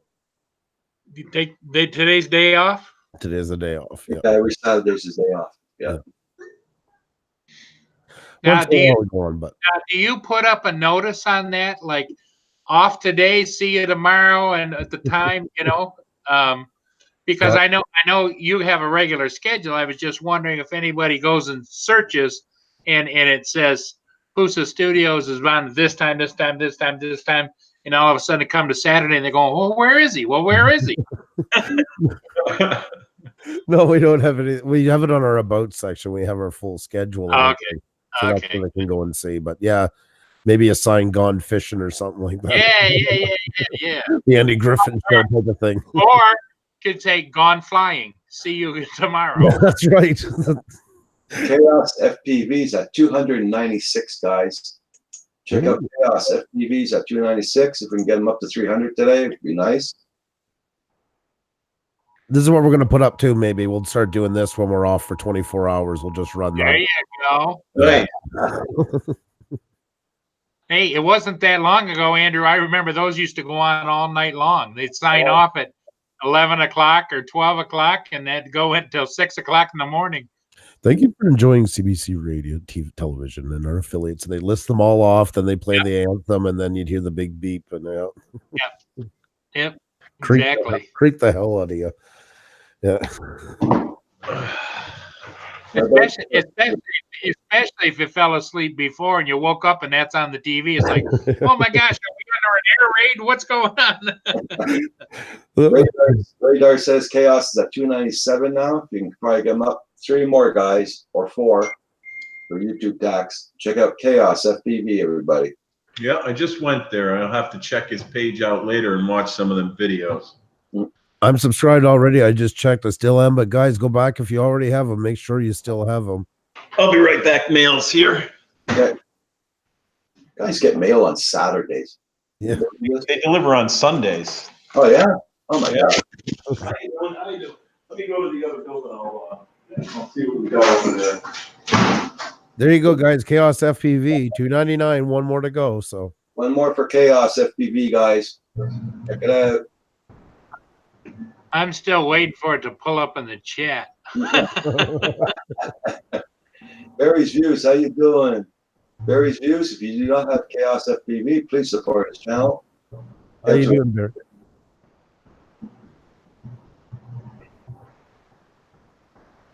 One more, guys. 299. One more. Oh, thank you there, Fishing John. Yes, sir. Daddy of 13's in the house. How you doing?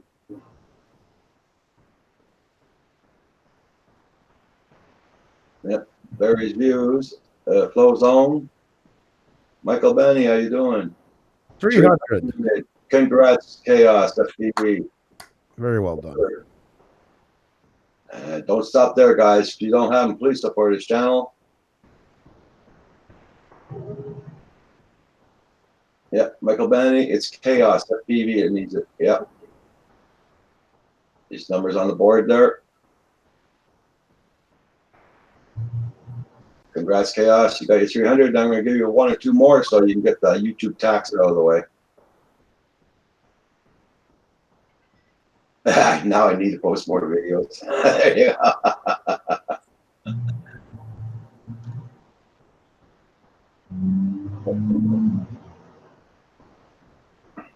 Hey, Chaos. We're going to check out also, what's his name? Hold on. Flow Zone is that? Flow Zone's at 151.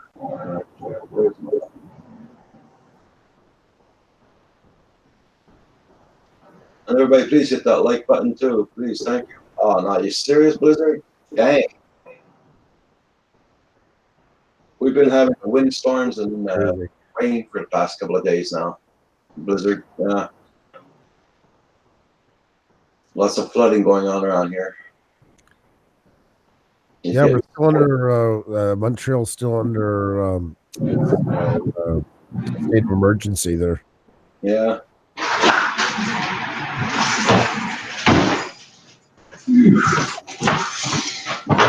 Alrighty. Drone. You didn't get your drone. Nope. I was hoping. I was hoping it was in the mail today, but nope. And I can't seem to find any record on it either. But I've talked to them through, I ordered it right through Makefire. Okay. And they like to do everything through Facebook and Messenger. Uh-huh. They put a track on it for me, and they said it's still coming. Parcel's still on the way. Hey, Jenny. It says, I think you will receive it shortly. I don't know if you guys will be able to see that. Mm-hmm. That was amazing. Yeah, Brent lives in Ontario and they're calling for snow in Ontario. Well, I was just checking the weather here on the Montreal Gazette. This just happened, I guess. They actually closed the Galipo Bridge, the one that goes by St. Anne de Bellevue off the island. Okay. Yep, that's not good. There's No. one of the only two ways to go west out of Montreal. So that's a real mess. If people don't live here, there's the bridge right there. So there's only two ways to leave on the west side of the city. So that definitely is a game changer. Yeah. There's that island down there with one house onto it, right in between the bridge and that. There's one house there. I can only imagine what that place looks like right now. Oh. And it's hard to feel bad for some of them because let's face it, it's not all like poor people stuck in this one. That's where a lot of people build the $2-3 million homes because they want to be by the river Yeah. in a flood zone so they don't get insured, and then they cry the government's not giving them enough money to fix it each year. So it's not exactly like the downtrodden farmer caught there. It's some pretty wealthy people. Especially when your house costs us about $1 million and then the government John says, "Oh, we're going to give you 200,000. Go away." Yeah, exactly. Yep. You knew what you were getting yourself into at this point when you built it. I mean, the house is 5 years old. You knew it was a flood zone. Well, wouldn't it be interesting to know is how many people keep rebuilding even if they only get 200,000? And no, and then the question would be, hello? Exactly. And it's us, basically supplementing a very wealthy income to help them keep building their house. It's ridiculous. Yep. Oh, Jerry, you won third place. That's awesome. Congratulations. I didn't see that. Oh, that's congratulations. Oh, that is awesome. You're doing some amazing things. Hats off to you. Was that for your student or for you, Drone Obsessed? I think for the student one, I think he means. Third place? Mm-hmm. Lost my chat window. Okay. Sorry we couldn't get you to first, but congratulations on third, though. He had 10 times the likes and comments on YouTube. Well, good morning, Bill. Hey, good morning, guys. How are you? Good morning. Good morning. Good morning, Bill. Boy, I tell you what, there is a whirlwind of news this morning. Wow. We've been waiting. This is wow. This is like NBC or one of the major networks breaking in kind of a thing here. I'll digress back to a few weeks ago. Drone Owners Network is run by Curtis Dart, and he's a good friend of Bill Thomas, myself, and Ron Brown. And we're going to be on there tonight at 6 p.m. Eastern. So take a look. It's called Drone Owners Network. And if Bill Thomas is on, maybe he can drop a link in the chat. Well, anyway, on that, he had Romeo Dersher, who's DJI's Director of Public Safety Integration. And Curtis has been great friends for years with Romeo. And one of the questions, he was asking for questions from the audience, and I went in as an audience member, and I said, is this the end of the DJI Phantom line? That was a question that I had asked. Well, Curtis asked the question to Romeo directly. He said, we have some questions from someone, Bill the Drone Reviewer. And Romeo right away acknowledged, I was on Bill's show. Bill's a great guy. Always loved to talk technology. Well, Romeo said on the show that this is the end of the Phantom 4 line as we know it. The only thing that they will be producing is the Phantom 4 Pro RTK, the mapping drone. Okay. So I went out and I put out a video that says this is the end of the Phantom line. Well, I was asked to take that video down, which I did. I complied with that. Well, yesterday on Drone DJ, Hey Kesteloo, if you guys are familiar with Drone DJ at all, has come out with a 3-part series about the Phantom. And, basically, is this the end of the Phantom line kind of a thing? Well, what ended up happening was he posted the link to Drone Owners Network from the episode that Romeo was on. Well, this morning there was an article on The Verge, and I'm going to go ahead. I'm going to go ahead and share my screen so you guys can go ahead and see that here.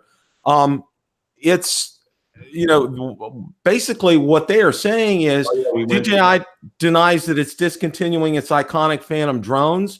I'll drop a link here for this, but basically what they're saying in this article is Dersher's answer was a response to a question that had been on drone enthusiasts' minds for a while now. What happened to the Phantom 4? Because every single version of the latest Phantom, save the commercial RTK model, has been out of stock for at least a month now. Some retailers showing them as discontinued. And today, Drone DJ is reporting that an unannounced Phantom 5, one that would have been interchangeable lenses, has been canceled as well. And now the interesting part here is this is Adam Lisberg, who's DJI's communications director. As for the Phantom 5 rumors, we've never considered making a Phantom 5 in the first place, so there's nothing to cancel, adds Lisberg, who told Drone DJ last fall that the leaked photos of a suspected Phantom 5 were just actually a one-off design for a customer, which everybody already had known about that. Now, Dersher's answer was basically they're saying that Romeo Dersher misspoke. Okay. And I'm going to go ahead. I'll drop a link here in the description, but This is pretty heavy stuff here, guys. I mean, this is a full on. We're having to deal with this stuff, and this is real interesting. I mean, Hey Kesteluk came out with this article yesterday, and then next thing we know, we're seeing this. So the plot is thickening, as they say. Bill, what's your thoughts? Well, my thoughts as far as like the Phantom line is concerned, and this is not a popular opinion, but I think this is the right one.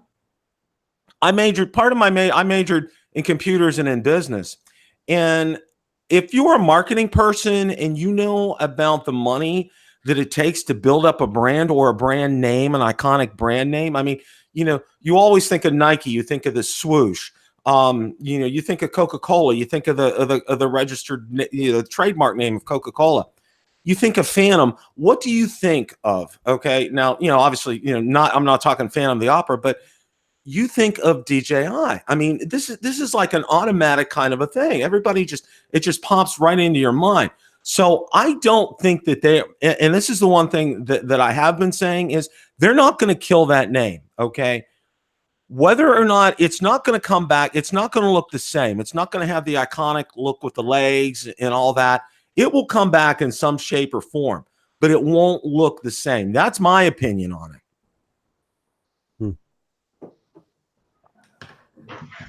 And any thoughts about, this year, next year? I know you've said in the past that you think there's going to be an Inspire 3 coming out the end of the year.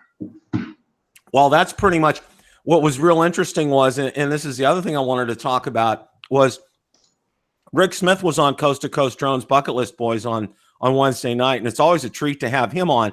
And this is the second time within 2 weeks I've heard the word Inspire 3 mentioned. So he accidentally kind of let it slip out. So I believe we're going to see an Inspire 3 before the end of the year. And I think with the Inspire 3, it's going to be smaller, but the technology is going to be jumped up. You're going to see better cameras with it. You're going to see increased runtime with it. You're going to see better avionics as far as obstacle avoidance is concerned. That's the big thing right there. Where I think that this, the Phantom name is going to come in, Paul, is going to be, you're going to find something. The Mavic 2 is just enormously popular, and with good reason. And a lot of people can't afford the Inspire series. So DJI, and this is the talk that I keep hearing, is they're going to be coming up with a drone, and I call it, for lack of a better term, a hybrid drone that's going to fit have the portability of a Mavic 2, but yet have all the capabilities of a Phantom 4 Pro. And I think they're going to keep the name Phantom for that. I really do. I don't think that name is dead at all. I think the image, what you think of a Phantom, is probably going to go away. It's going to change. And I think a lot of this is the X Dynamics Evolve has come out. And, this is something, and we talked about this with Rick Smith when we had him on Wednesday night. It is a great looking drone. In fact, I hate to even use the word sexy as a drone, but I mean, it's a nice looking drone, and it's good. It has some shortcomings. It has a short runtime. It's loud, doesn't have obstacle avoidance. The camera on it is not as good as the Mavic 2, but it's a step in the direction. And I think this has probably prompted DJI to say, the Phantom line isn't dead as far as a name is concerned. As far as the image is concerned, probably. And as far as marketing goes, they could come out with a big Phantom rebirth program, like here's the rebirth of the Phantom. Oh yeah. DJI is experts at it. And I have to tell you this, from being at a DJI event when we were at the See the Bigger Picture event last year in New York City, they do everything. They build up the brand as good as, or even better than, say, companies like Nike does. They are all about that name, the iconic image, the what they had with the promo, the trailer videos for the Mavic 2, they just go all out with this, and it builds up a brand image in your name. I mean, when you think of the Mavic, boom, you have that image that's instantly in your mind, and that's why they didn't. Paul, they didn't go from such a radical departure from the Mavic Pro to the Mavic 2, because that image is in your mind, and it really and right now I can tell you, as far as like my Facebook groups are concerned, my Mavic 2 group is going to pass up my Spark group. My Spark group's at about 2,500 people. My Mavic 2 group's at 2,300, and I seem to get 5, 10, 15 people a day joining that group because, again, it's a popular drone. Yes. From the outside looking in, you're talking about branding, and they've done a great job with the Mavic. Most people to this day, if you were to tell them, the layman people, to draw a drone on a piece of paper would end up looking something like the Phantom. I mean, it's got to be the most iconic branding, I think, in drone history. It's amazing. It really is. With it, you know? It really is. I mean, you know, when you think about it, you know, that is such a good point, because, you know, you think about the names that you've grown up with, and you think of things, you know, if you think of, like, for instance, the minivan, you think of the original Dodge and Plymouth minivans. Right. When you think of Nike, I mean, the swoosh. When you think of, Coca-Cola, you think of that iconic can of Coca-Cola or bottle of Coca-Cola. Right. I mean, you know, and same with Pepsi-Cola too. These brands are built up through the years, and you don't just go out there and say, you know what, I think we need a new direction. I think we need to change things. So we're gonna do that. I mean, you saw how Coke fell flat on its face during the 80s, I think, when they tried Coke 2 or the new Coke kind of a thing. So you know, that doesn't work. Stick with what you got, and DJI's got something great with that. I got to jump in for a second here. I have to run up the street to meet somebody. I'm going to jump out of the chat in the live stream, and Roger, I'll be back. If I'll text you or put in the chat if I'm going to come back in, just in case you have too many people down there. Okay. Village Own reviewer, awesome stuff. I was waiting for you to come in. I'm glad I was able to see you a little bit, and everybody in the chat and everything. I will see you in a few. Okay, John. Take care, John. All right, see you guys. Well, I also have some more DJI news too, and we got this when we had, like I said, we had Rick Smith on Wednesday on Coast to Coast Drones, and it's always a treat having him on. And I got to introduce him he got to meet and really talk to Bill and Ron for the first time. And one of the things that he talked about was, you know, I hit him right out of the gate, and that's what I usually do. I ask him the tough questions. And the one thing that I asked him, I said, so what can we expect? Well, you know, as far as a camera was concerned, now we had talked about the DJI Osmo Pocket, and then them upping that with a 1-inch sensor, calling it the DJI Osmo Pocket Pro. Well, apparently he's under a non-disclosure agreement. So what we're going to be seeing some type of an iteration of a camera, I believe, at this next event. And Bill Thomas is of the opinion, and it really kind of intrigued me, that DJI is going to come out with not only a DJI Action Cam, but a DJI Osmo Pocket Pro with a 1-inch sensor. And that kind of blew me away when he was talking about that. I mean, the whole field, as far as you know, the Action Cam field is concerned, you know, that's a huge market right there. I mean, look at GoPro. Look how many units they sell each year. I mean, it really, and GoPro's done it right. I know Ron Brown, who I know very well, you know, with the image stabilization in the GoPro, it's second to none. And DJI is going to have to really, you know, step up as far as, you know, if they are coming out with an Action Cam, it's going to have that kind of image stabilization or even better to compete with something like that. But yeah, that's what we're going to see. We're going to be seeing a camera at the next event. It's not going to be a drone. No, that's what I thought also. So the idea of a Spark 2, that's kind of shelved, or is that? No, that's a good question, Paul. I just put out a video from on the Spark 2. You guys probably saw that from my Tuesday night Rotor Talk Live. And what I did was I went back and I revisited what Ositalev had said about a year ago about what a Spark 2 would be like. And it's really, you know, it's really kind of tweaked. in terms of the abilities of the Spark. And I think that's one thing that a lot of people are kind of missing as far as that's concerned. When we get a Spark 2, it's not going to be this Mavic Air, okay? It's going to be, you're going to see the same probably image, design, everything. It's going to be tweaked. You're going to have the 4K camera. You're probably going to have rear obstacle avoidance. You're probably going to have new ESCs and new quieter props on there. Probably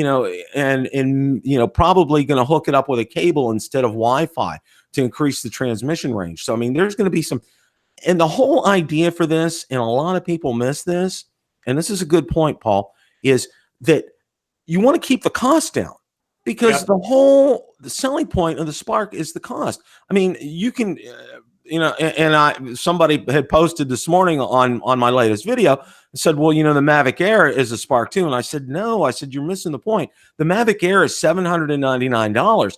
The Spark itself is $499. Okay. It's the price point because, drones like the Hubsan Zeno, the Xiaomi Z8, they're starting to eat away at DJI sales with the Spark right now. So that's why we will see the Spark 2. I'm not sure, from right now, from hearing Rick the other night, though, I don't think it's going to be at this next event. I think it will be shortly thereafter, but I don't think the Spark's going to be coming out at the event. But still, it's coming. I mean, because all my sources, everybody I hear from, Paul, Roger, everybody, all I keep hearing is about the Spark because, the market segment, DJI wants to dominate the market segment. They want to be number one. And in order for them to do that, they have to focus on, segments at a time. Well, they paid a lot of attention to the smaller segment with the Spark and the Mavic Air, but they need to revisit the Spark because, it's coming up on 2 years. And as as far as 2 years is concerned, that's old as far as technology is concerned. It needs to, they need to have a refresh with this. So yeah, we're going to see it. It's just probably not going to be right now. Do you have any information? Is Spark sales holding, or is it dropping a little, or increasing, or are they maintaining their edge in that market? I would say right now, I think it's kind of even, Paul. And the only real bellwether that I have with this, because DJI doesn't release sales figures per drone, but I'm going on memberships to the groups. And, it's a pretty big Spark group that I have. It's about 2,500 people, and it's kind of keeled. It's kind of even. Okay. I'll get maybe 3 or 4 instead of, I used to be getting 3 or 4 a day. I'm getting 3 or 4 a week now. With the Mavic 2, however, I am getting 3 or 4 a day. And that's around 2,300, and that's catching up. I mean, that was not that long ago, about 1,900 people, and it's going to pass up the Spark group. So I would say sales have kind of plateaued. I know one of my friends, you guys may have seen his channel, Idaho Quadcopters, Marcus Crawford. He just bought a Spark, and he's having some fun with that and comparing it to the Zeno and everything, which it really can't because of the 4K camera difference. And one of the big things that a lot of people don't realize is that the camera that is already in the Spark, it is 4K capable. It's just not, the firmware is just not activated in it. Oh, okay. Interesting. Any more news, Bill? Well, as far as DJI is concerned, probably not. But for me, next week, I'll definitely try to be on Saturday morning. My wife's having outpatient surgery on Friday, so my weekend is going to be, I'm going to be playing Nurse Bill next weekend. So that's going to be real interesting. I'm always there for her. I mean, it's kind of funny because she's having the same surgery I had 2 years ago, gallbladder and hernia. And I told her, I said, I got to tell you this. All right. You underestimate with hernia surgery. She goes, oh, I'll be up in a day or two. I'll be fine. And I just started laughing. I was like, because you know what? I said, I thought the same thing. And I told her, I said, you know what? I'm not one to take a lot of pain pills, but I'll tell you what, I finished every one of those oxycodones. I'll tell you that. It's just not, a hernia surgery is probably one of the most painful surgeries on the planet because, it affects everything. When you're down here, you move. I mean, there were days that I would just stay in a chair. I wouldn't even go to bed because I needed to be able to get out and go to the bathroom and stuff. And I needed some leverage to be able to push on. And I actually fashioned I used an old belt around my headboard so I could even pull myself up and get out of bed. I mean, it was that. Wow. Yeah, Wow. it's not fun, but yeah, that's going to be my weekend next weekend. Oh yeah, I do have some other news. I think you guys might know what this is. Yeah. Smart. Got the smart controller this week. And I'm going to be doing a whole series. Going to be doing a tutorial on it, going to be doing a first flight on it. I'm real anxious, very, very, very anxious. It's going to be a lot of fun. Bill, in your discussions, have you since the last week? I know we talked last weekend. Any more insights or any more buzz about the Enterprise Duo Zoom coming out? You know, I actually posed that question and I haven't heard back, Paul.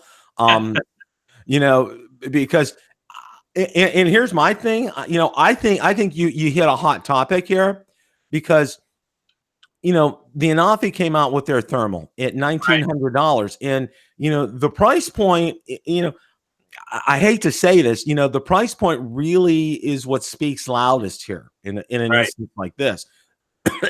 You know, especially with, like, you know, first responders and smaller first responder organizations, you know, that don't have that kind of a budget, they're going to gravitate to what costs less. I mean, it's going to be automatic. So, and this is a huge market.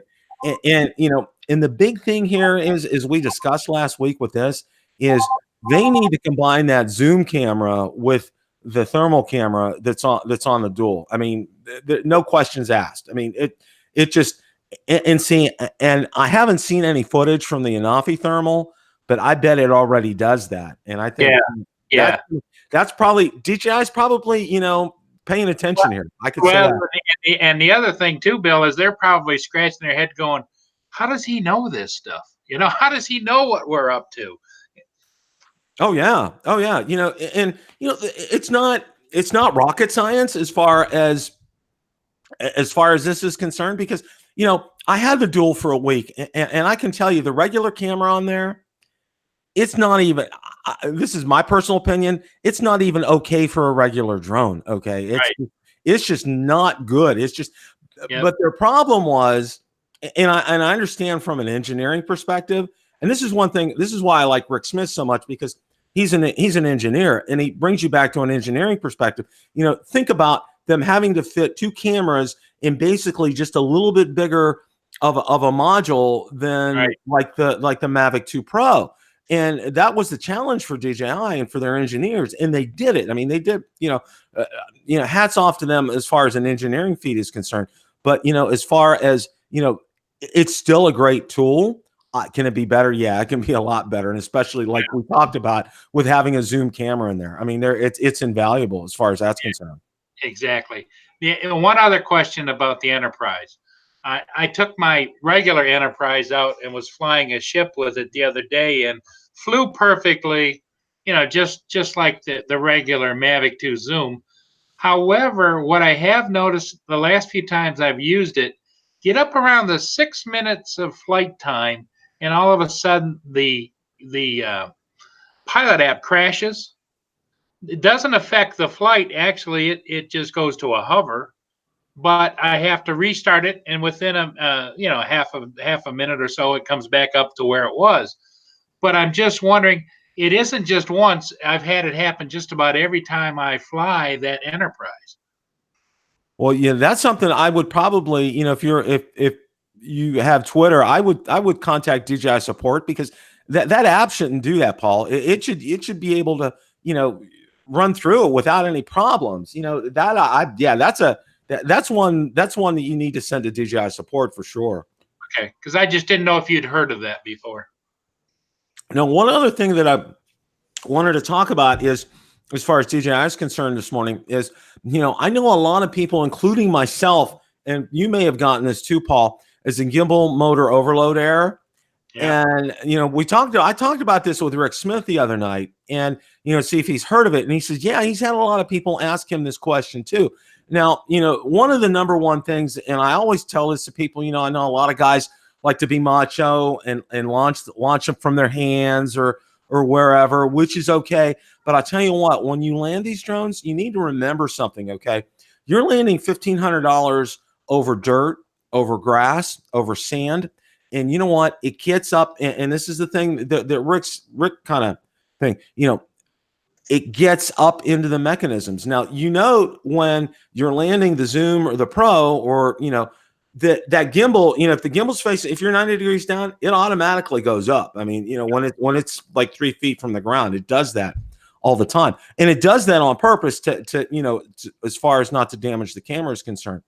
Number one recommendation is use a landing pad. How many times, I've preached this ad nauseum, and a lot of guys want to be macho. Oh, I can catch the drone and da-da-da-da-da. You know what? Don't do it. Don't be macho here, guys. Okay. Because I've seen too many instances of people getting cut by their drones. All right. It's not worth it. All right. Number one is a landing pad. Number two, Rick said, get a Q-tip. All right. And look around the mechanism as far as, in both the Pro and the Zoom. And if you see any dirt, just gently, put a little dab of water on it and just go around there and just go through that and clean that off. And the other thing, and this is the one that I had suggested and Rick agreed, was, if you're getting that and you haven't, there's no dirt there and you've been using a landing pad and everything, completely shut down your drone, completely shut down your remote, power on the remote again, power on the drone again. And 9 times out of 10, it's going to take care of that gimbal motor overload error. And then the biggest thing with this is, and this is something, it's the old iconic, I left the cover on. All right. Because if you leave that gimbal cover on, okay, you're stressing it out. I mean, it's trying to go through its pre-flight checks, and it's just not going to be happy about that at all. And if you keep doing that enough, you're going to have to end up sending it back to support for them to fix it. The other thing I thought, Bill, and what I'm going to start doing is, those cans of air you use around your computer, is to carry that with me.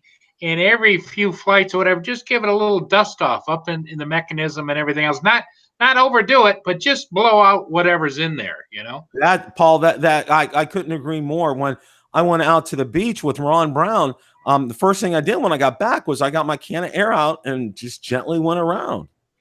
Yep. Yeah, I mean, that's a perfect thing to do. Flying, sometimes you get those little bugs in the air and stuff, and they're being sucked in there and through there, and I just thought a can of air would be a little bit of prevention, Oh yeah. Oh, and one of the other things is too, and a lot of people don't do that or do this, as far as the gimbal motor overload is concerned. If you have a filter on when you're starting up the drone, okay, that's going to cause a gimbal motor overload error. You got to fire up your drone before you put your cover on. If you don't, you're going to get that motor overload error. I mean, it just changes the balance of what it's expecting.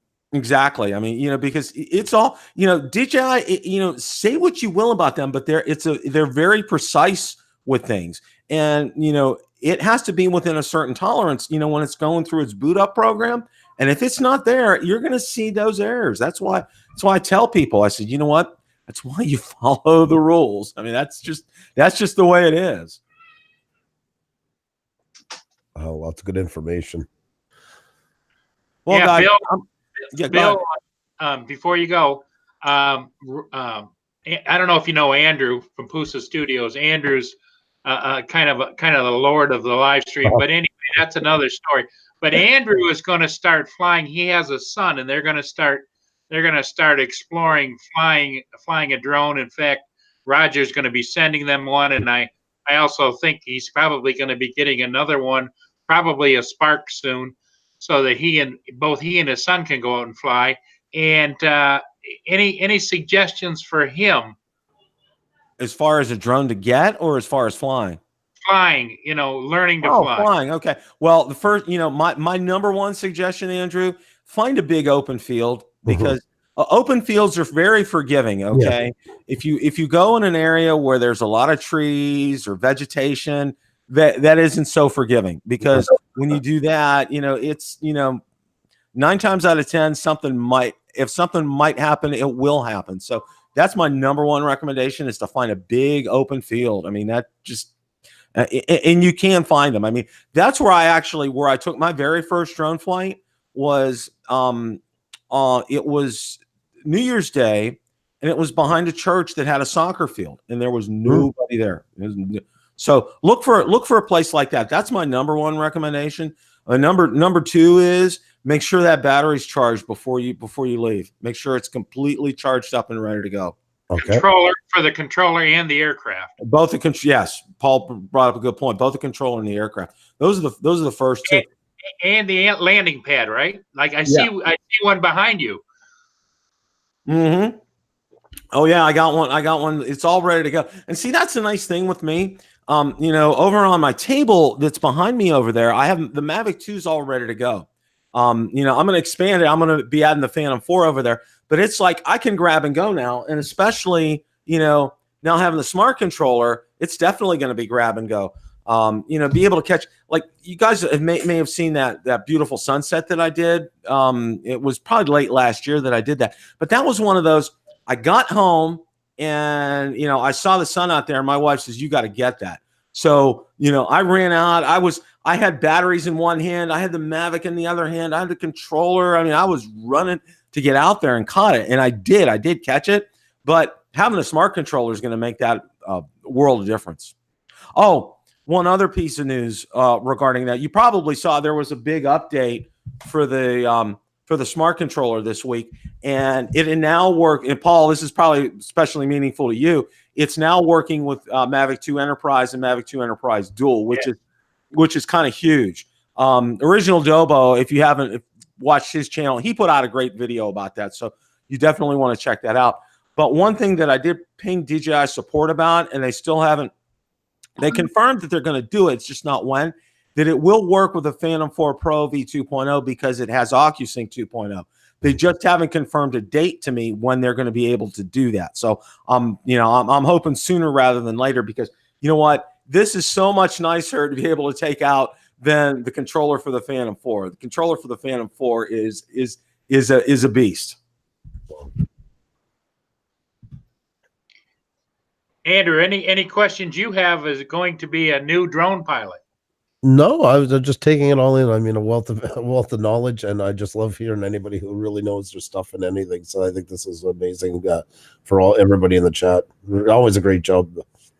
Oh, one of the other things, Andrew, that I can give you, try to gauge your wind that day, because especially if it's a light drone, it can get picked up and carried away in the wind. And no matter what you do, you're going to watch your new drone go to parts unknown. So okay. Try to gauge your wind. And the other thing is, I would try to keep it, for your first few flights, at least under 50 feet. Yeah. Because when you start getting above 50 feet, winds start to get wonky. You don't know what you're going to be facing up there. So yeah, just try to keep that under 50 feet, I would say.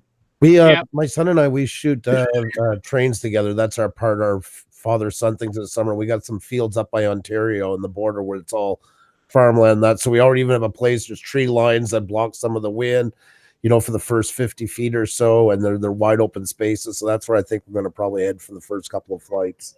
Perfect. And the other thing I would add to that is, I always tell everybody, low, slow, and keep the rear end of the aircraft toward you at all times until you get oriented to left is left, right is right, forward is forward, back is back. Because when you turn that aircraft around facing you now left is right, right is left, forward is now back, and back is now forward on the control sticks. Good point. That's a very good point. I'll keep that in mind. Thank you. Okay, guys. Well, I'm gonna part ways here. I'm gonna be on. We're gonna be on Drone Owners Network tonight at 6 p.m. Eastern. I'll send a link to Roger so he can get that out to you guys. I'm looking forward to it. It's always great. I love being on here Saturday mornings with you guys. You're Absolutely. part of the family, Bill. All right, you guys. Everybody have a great day today. Take care. Bye, Bill. Nice seeing you. Thanks for the info, Bill. He's a great guy. Yeah. I always enjoy his info in the mornings and Saturday mornings like that. Great wealth of knowledge he has. Yeah. I got to pop off as well, Roger. I'm going to take off. Lots to do today. Andrew! Okay, Andrew. Well, good. I would like to leave you with something though. Yeah, it's kind of drone. Drone, I guess considered. The Paul Murray, you were talking yesterday about the spelling not being proper. Well, I just learned something that it was actually changed that way because Paul was married to our Canadian iconic Anne Murray for a while. Anne Murray's name after a tumultuous relationship. This was part of the agreement of the divorce, and he had to change it and remove the A. So a little extra tidbit for you all, just in case you were wondering. So I did get an answer on that from the executives. That's what they told me. Andrew, how did you get it? How did you get into the court records, Andrew? I don't. Oh, it was a lot of money, a lot of backdoor deals. It was like going into North Korea, except to get that answer. Same process. I thought that was buried in the court record. Oh, I'm telling you, it was down there. Let's just say yes, it was down there. So. Okay, Andrew. Dave. Andrew, say hello to the wife. I shall. You keep being amazing, Paul. I love the both of you. You guys have a great day. Yeah. Bye, Andrew. Bye. Take care, everybody in the chat. It was nice seeing you all. Okay. Bye, Andrew. I love it. You got to just love Andrew. I tell you. I don't think he caught on about the spark. No, he didn't. He didn't. He thought. I think he thinks I'm just suggesting. Mm-hmm. Yeah. Actually, what I'm waiting for another battery to come. Okay. Don Joyce, always a pleasure to have you in here in the chat. That's for sure. Ricky Dove is in the house. Wiki RC. Furball Kim. Cordorsal Media. Daddy of 13. Yeah, he is full of knowledge, that's for sure. Yeah. Let me see now. Flow Zone, a Blizzard. Pastime Crash is the only way to get it. There you go. Flow Zone. Remote Pilot. Jim Crinnan. Yeah, Jim Crinnan, thank you very much for buying that coffee cup and t-shirt. Yes, sir. Thanks for the support. Like everybody knows, I'm not making much money off them. It's just to help the people buy them and get the name out there. That's for sure. Delton Drone Zone, how you doing? Phantom Flight 101. Brian Gearby, good morning. My 503 standard is acting weird. I used to return home function. It literally lands wherever it's flying at the moment. Stops and goes straight down. Okay. Is Philly still in the house? I don't know. Huh. He says later guys for the second time. Okay. Oh, everybody. Just started. Michael, what are you up to, Michael? He's looked. Apparently, he left. Brian Gearby, how you doing there, Brian?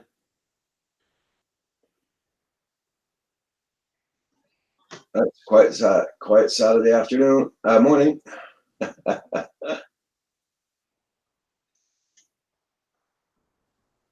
Okay, sorry. Okay. You doing good, Brian? Cool.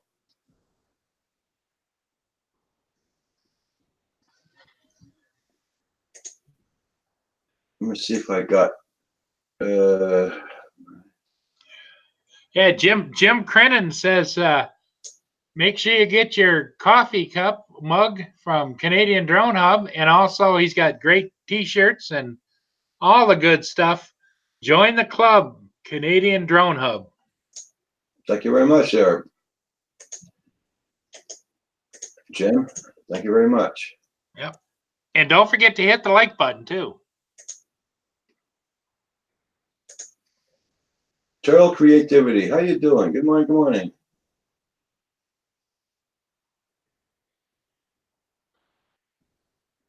Okay, in private, Roger. If you're having a Gmail address, let me know. Kim has my email address if you want. You pre-test the drone app, pilot app. I I see Cool. Don Joyce is back in. Yeah, yeah.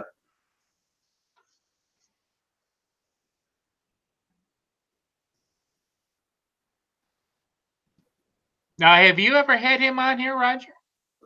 Don, no, I never had Don on here. Don, if you're ever up to a live stream, let me know. I can get you on the panel. Yeah, even if you just pop in for 15, 20 minutes, I'm sure everybody would love to talk to you and see you and kind of thank you for all you do.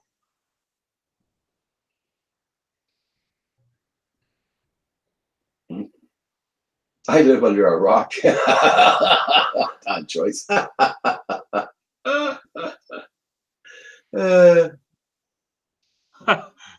Andrew made a comment.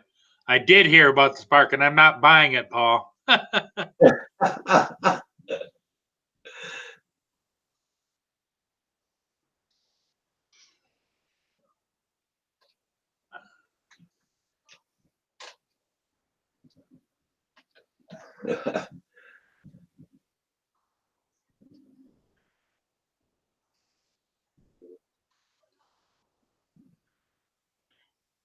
I was testing it out yesterday, maybe 100 yards away.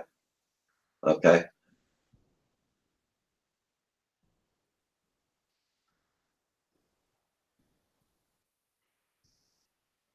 Yeah, the sun's back out. Is there wind?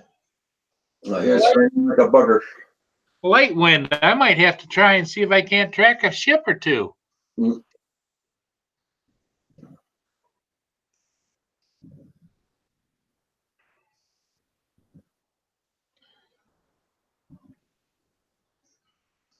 Okay there, Don Joyce, no problem.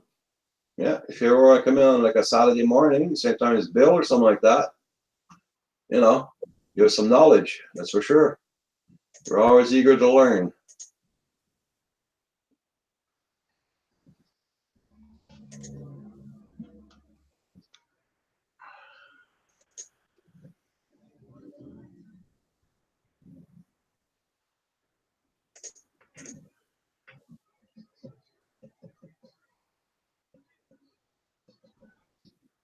Hey, What's Blind, how you doing?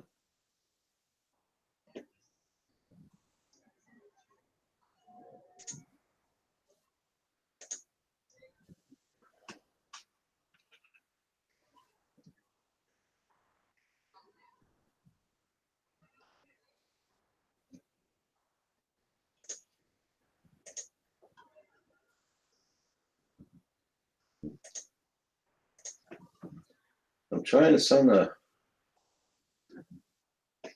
back from the sky. How you doing? Nice to see you.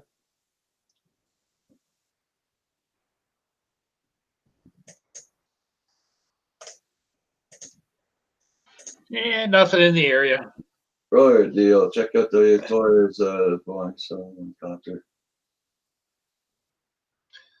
The only thing that I saw on the ship tracking is I've never seen a large freighter that close to shore, next to Port Sanilac, which is just about 60 miles north of me. I mean, it's just really close to shore, and it's stopped. And I don't know what that means. I don't know if it went aground. I don't know if it's anchored or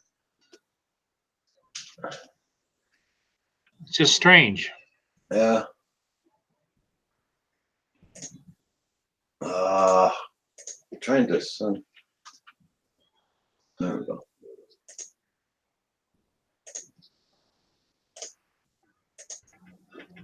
There we go. Okay. Rotor deal. I just sent you a link.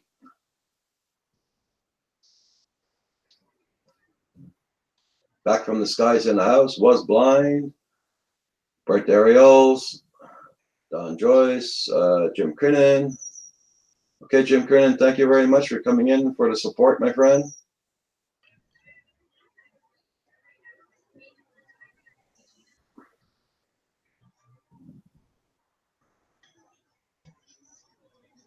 Hey, Z. Hey guys, how you doing? Pretty good. Hey there. Hey, I'm just closing up the YouTube so I don't hear you guys twice. In 2 seconds. What time is it over there, Svi? It's 6 o'clock in the evening. Wow. Wow. Yeah, Saturday. It's the best Yeah, day. by this time of the day, you're usually winding down, and the wife is yelling at you, "Get yourself Yeah. to Well, she is asleep, so I do have some. a little bit of lateral time." Yeah, exactly, man. Yeah, okay, John. Exactly. Yeah, you can do it, Jerry. You can post the link in for your fundraiser. You know, we try and help out the kids as much as we can. You want to see what I have on my shopping list, Roger? This is Ooh. so it seems like quadcopters aren't selling enough, so now they are making 747 replicas with remote control. Dang. I don't think this can fly, but I'm gonna get it anyway. Yeah. All right. I really have bad experience with WL toys and anything that basically needs to fly. So 7 minutes flight time. No, it's not bad. Yeah, Keeper, how you doing? 300 milliamps LiPo, one cell. That's gonna be a disaster, man. Well, blind says, how fast does it go? Yeah, it's a 510 millimeter. That's too big. How much is it? Like 40 US. Anyway, I'm probably gonna order this piece of crap. Does tomorrow. it give a top speed fee or? I think it depends on the wind, because if it's going to fly, that's because you have good wind, because this is a piece of crap. And I know these motors. I've seen them on another plane. I'll show you if you know the RC plane toys, they have one everybody's buying. It's the FX504, I think that's the number. It's a really small plane, and has these coreless motors like you have in the quads that Kim flies over the house. Yeah. So it's RC. That's definitely not the 504. It's the 403 maybe. Let's see. As long as it's not a 737 Max. There you go. I'll try to find it.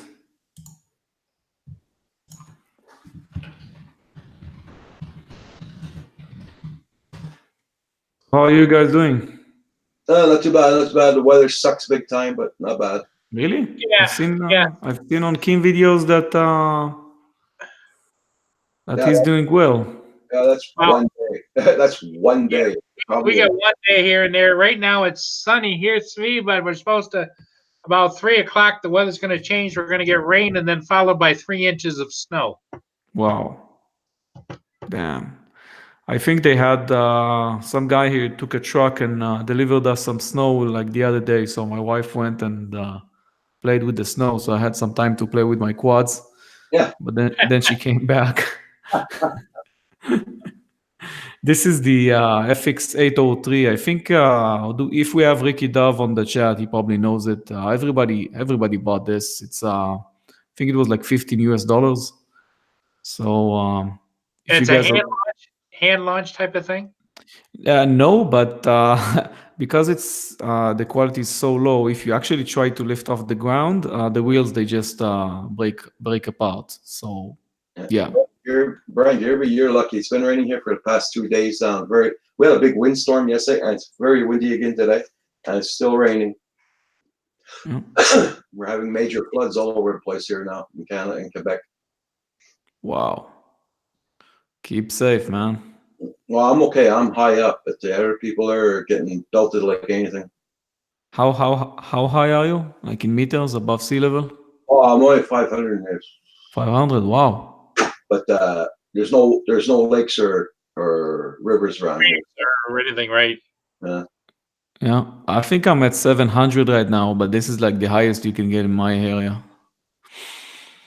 Anyway, I'm throwing this piece of crap, and I think I had like at least 10 attempts to actually get it in the air, because you have two coreless motors on the sides, and there is no rudder or anything. It just uses the motors to balance the plane. So that's it. It's basically going to fly the same as the Boeing 747. This is the first flight I had with it. So I think I crashed it like after like 10 seconds or something, but it did fly for like 10, bam, that's it. Boom. No, it's actually still flying. Wait. I really remember that I really broke it apart on this flight. So I had the review going, and then I was like, well, I don't have that plane anymore. So I got Yeah, it to fly. Yeah. you got it to fly. Yeah, but I was scared shitless because I knew that the first time it's gonna hit the ground, and that's it, you know. Actually, yeah, I got it to fly like 20 seconds. What the hell? I think I edited the video because I did remember that the first attempts were like disastrous. This is how you break apart the plane. Anyway, this was like 14 or 15 US dollars. So buying this guy, oh shit, different product. This guy is like 40 US dollars. So I don't know how much it's. Oh well, I'm just gonna show you guys whenever I go to fly it. It's probably gonna get here in like 2 weeks, 3 weeks. Cool. They are. You'll see a lot of new stuff now because this is the time where the toy companies they basically introduce new products usually every year. Oh, this is new. Svi and Roger, I'll be back. Okay. Sure. Sorry, and our prices here would probably be about $70 $70? here in Ah, Canada. in Canada, yeah. I was scared for me. I'm not paying $70 for anything like this, man. That's way too much. Yeah, and these guys, they are like you probably know the words in English better than me, but the foam that they are made of, Yeah. they have like 3 different types of foam. So this is the cheapest you can get. This is like the one I was laughing when I got this because the box I got with the plane was the same material as the actual product. So I was like, I'm paying for another box, and this one I'm flying, you know? Okay. Yeah, that's the material, the EPP material. And I think there's like 2 versions of it. So this is the cheapest you can get, man. Okay. You better have a lot of glue. Yeah, exactly. You need to get glue with you every time you go to fly, man. That's it. I was really thinking about getting this plane, and I think also the guys on the chat, probably at least one of them has it. This has been all over the internet since Quadcopter 101 flew it. It's basically, it has altitude hold and everything. So like flying it is the easiest RC you can fly. But then I saw the price point, and I was like, hell no, I'm not paying like I'm not paying that much for an altitude hold experiment with RC planes. Come on. And you see, it's the same EPP material, but I think the only interesting thing with this, by the way, the most interesting product I think that I saw is this guy. Maybe you heard about it. It's a quadcopter based RC. So it flies and lifts off like a quadcopter, and then you can click on one of these buttons and it turns into an RC plane. Yeah, seen it. So you can land it anywhere, you know, just like your quad. So I was like, just give me a second there, Steve. I'm going to Sure. in the chat. Eber FPV, nice seeing you. Roland, you post that link in here again for your channel if you want. Everybody check out Roland's channel. He has a very good channel. It's called Drone TV. He plays drone footage every day. So every guys, check it out. Roland's channel. He'll put the link down. Okay, Cordorso Media, thank you. And have a good day, you too, Cordorso. bye-bye. Charoti in the house. Back from the sky. Brian Gearbeat. 70 there in mild. You're lucky, Brian. You're getting nice weather. Here, man, it's crappy. Oh. Wiki RC is in the house. Drone obsessed. Yeah, Jerry, I told you could share the link. I didn't see you put it in here yet.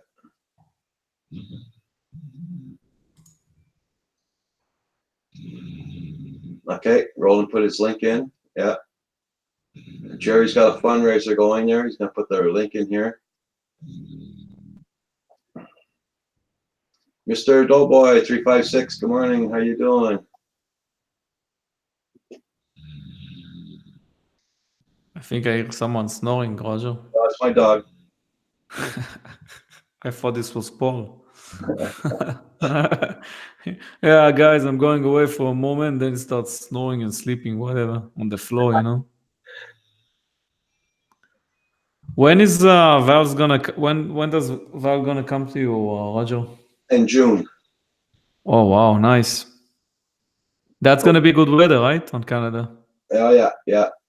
Hey, Builder 710, how you doing? Good morning. Nice to see you. Everybody, check out Builder 710. Check out his channel, guys. He's at 45 supporters only, guys. So let's hit him up. Get his numbers Yeah. up. Builder 710. I'm gonna follow him now also.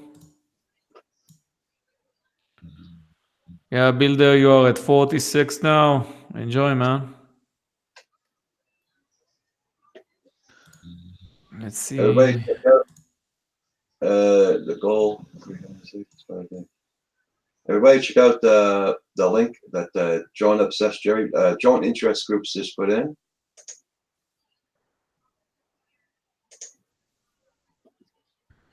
What the fuck?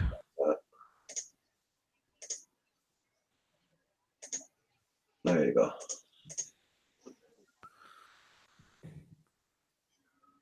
Flow Zone's in the house. Joshua, good morning, good morning.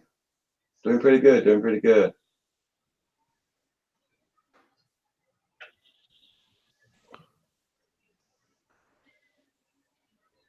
Hey, Roger, you know the toy company SIMA, right? SIMA, you have a lot of their quadcopters behind you. Yeah. The X8, for example. So they are still making drones, these guys. Okay. This time they have automatic obstacle avoidance, so you don't have to buy a DJI drone anymore. You can spend $20 and get a SIMA drone. Automatic obstacle avoidance. Without any sensors, man.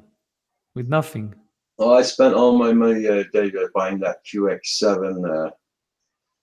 Oh, you bought the QX7? Nice. Yeah. When? I bought it 2 days ago. Nice, man. Congratulations. But do you have anything to fly, though? Yeah.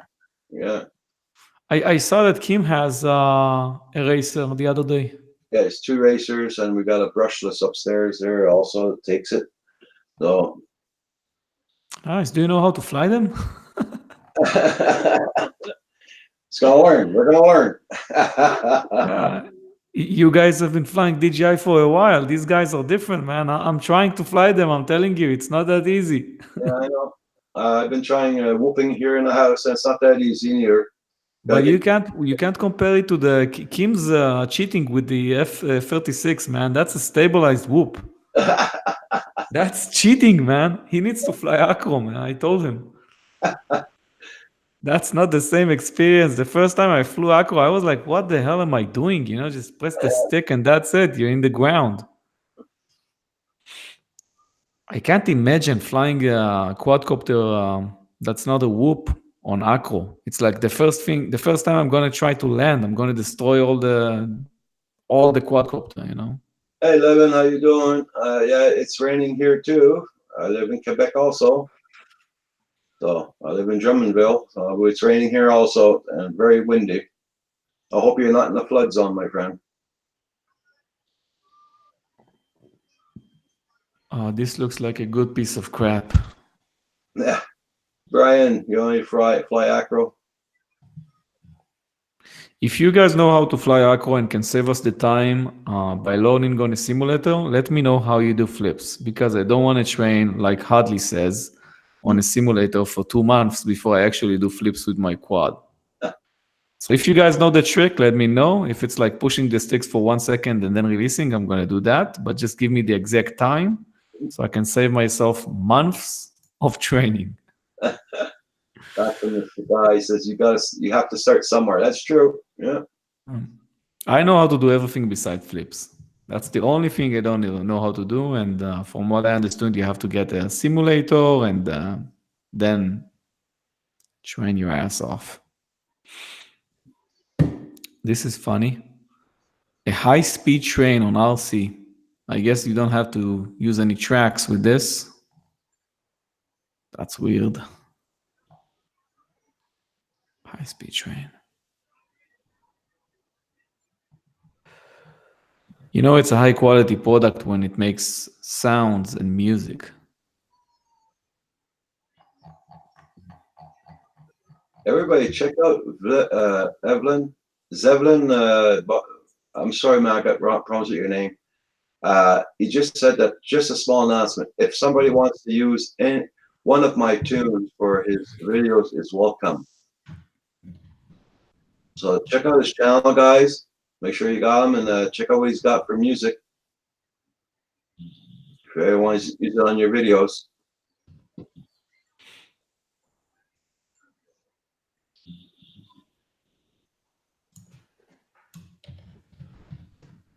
Yeah, Jerry obsessed. John obsessed. Jerry says he's been practicing acro. It's difficult.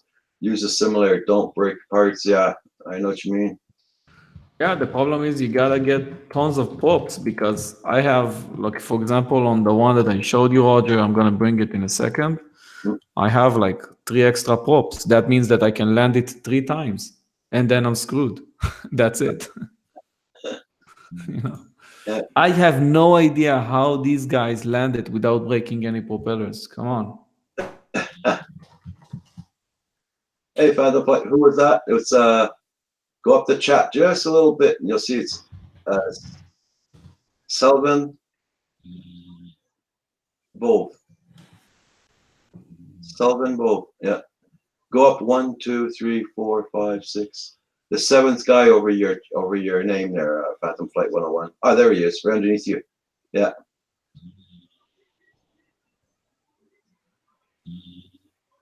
We have big news, Roger. In the first time in history in the United States, maybe you talked about it, quadcopters are going to deliver packages in the US. Yeah. I heard about that. So That's not going to last long. I'm sure of it. that's big news for you, man. They're going to come with quadcopters to where you live. Yeah, no. They don't. You get a quadcopter where I live, and you play car batteries on it. That's for sure. Yeah. It says that the FAA has authorized quadcopters to deliver packages in the state of Virginia this year. I have 8 days, about 96 batteries of Acro so far. Shit. Really? Nice. Put back from the sky side, yeah.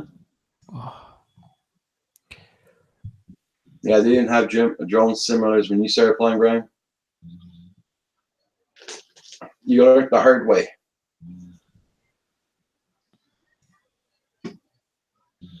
Everybody, don't forget, tomorrow night, 5 p.m., it's Phantom Flight with Novice Squads on Those Guys at 5 p.m. tomorrow night, Sunday night.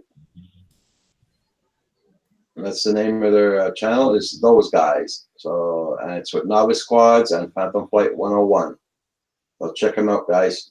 Sunday night, 5 p.m.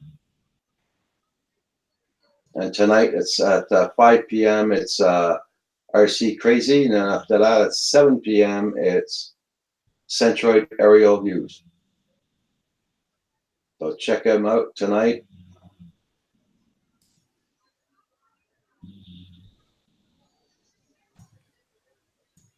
So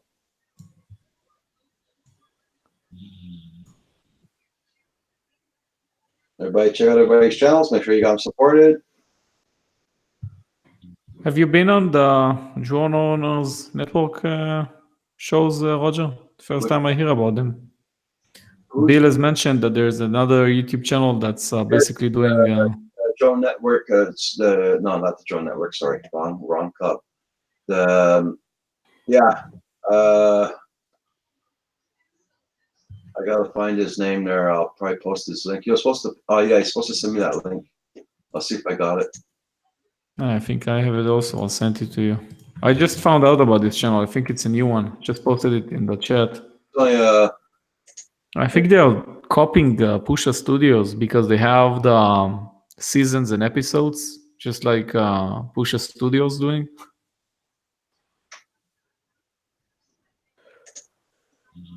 I mean, if you were doing seasons and episodes, you'll probably be at season 1000 and episode 2 million already.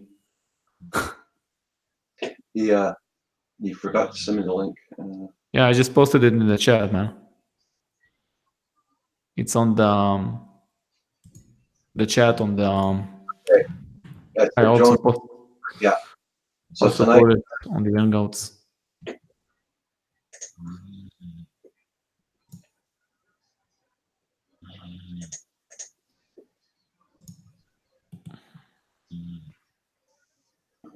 tell you what, come Phantom Flight 101.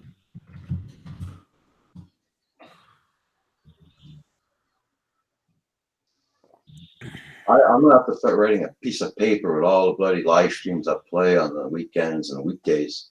You Yes, have a lot, man. You have done yourself. There's a lot of live streams I play, and I like to get a hold of the live streams, look at them too. Yeah. So many. You have. I think YouTube is not, for some reason, is not mentioning how many videos you've made, but I think you've made more than 500. Who's that? Who's that? You talking about, Steve? That's you're the only one here, man. Oh, I'm back. How are you doing, man? Well, every once in a while, Mother Nature calls at the end. Unexpected. Well, at least it's not on video, man. Yeah. You wouldn't want. Yeah, we've seen some crazy stuff on the Canadian Drone Hub video feed. Roger, you have done 633 video. This is your 633 video. Yeah. Right now. Yeah. 633, man. That's It's amazing. It makes a year. On March 4th, it made a year. I was on 7 days a week for a year. Shit. March 4th, last March. Wow. Sometimes I do 2 times a day. Sometimes I do just once. That's about it, but. Yeah. I saw that sometimes you have it 2 times a day, and I was like, this is like 5 a.m. or 4 a.m. in my country. So I was like, there's no way in hell I'm joining these. I see Phantom 101 is here. Yeah, I just announced the Phantom Flight 101 and Novice Quads for Sunday night, 5 p.m. Yeah. Those guys are playing their live stream. I got problems getting a hold of their live streams because that's my supper time. And sometimes I get home so late, I got to have my supper first, man, before going on any live streams. Well, in fact, if Phantom 101 wanted to come on today for a few minutes and just tell us a little bit about what they got going, I'm sure Roger would welcome you.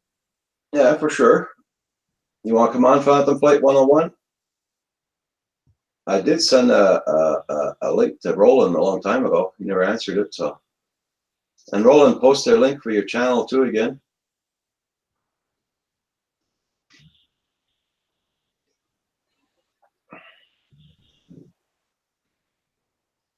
Yeah, They're it'd be saying nice. that Go ahead, Svi. that quadcopters are going to rebuild Notre Dame now. They are using, they are basically hiring a specialized company that's helping in rebuilding the cathedral after the fire. Wow. So quadcopters are actually walking there right now, just trying to figure out, like mapping it and trying to figure out what's the next step. Because if you want to rebuild this thing, it's going to be a really huge project, Well, 3D mapping is going to be really revolutionary, especially in that instance where they can get all the angles, all the shots, and then put it into a 3D model. This is what we're going to be flying with the QX7 also. Yeah. Yep. From what I've seen, they have the whole top part of the cathedral is basically open, so they can actually see inside. Just like get everything from inside. What's the shape of the building? Yeah, and also, it's okay, Roland. It's no problem. And also, once it gets nicer, I'll be starting to fly the boat B around. Once the lawn starts to get drier there and all that. Because right now, I walk on the lawn and your feet just sink into the lawn. There's so much water. Wow. The dog walks on the lawn, you see your feet going in. There's too much water on our property right now. Do you have the fake plastic grass that we have everywhere nowadays? No. We like our stuff natural here. Really? In Svee, you can't grow grass because it's just too hot, right? No, because I live in a 700-meter height.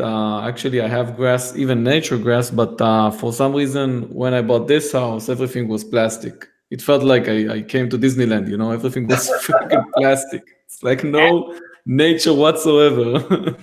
It's all AstroTurf type of thing. Yeah, I left it alone for like 4 months, and then it's like now I need to get a gardener because everything is too much nature, I guess. Okay, Roland, I understand. No problem. Hey, Geek Savannah, how you doing? Don't forget to hit that like button, everybody. Yeah, I forgot. I actually forgot because Roger hides the likes now. I forgot. Let me see. The rest.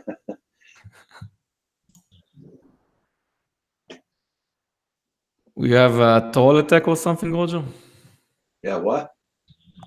You hide the likes because of a troll attack or something? No, I had the likes because we got some what do you call that? What Svee says is a troll attack. Yeah. It sounded like you were talking a toilet attack, and no, that's what I had. Yeah, you had that one. Yeah. Well, you can call them toilets also, but yeah. That's just they've been nasty for a couple of days now. So how many? 10, 15 or more?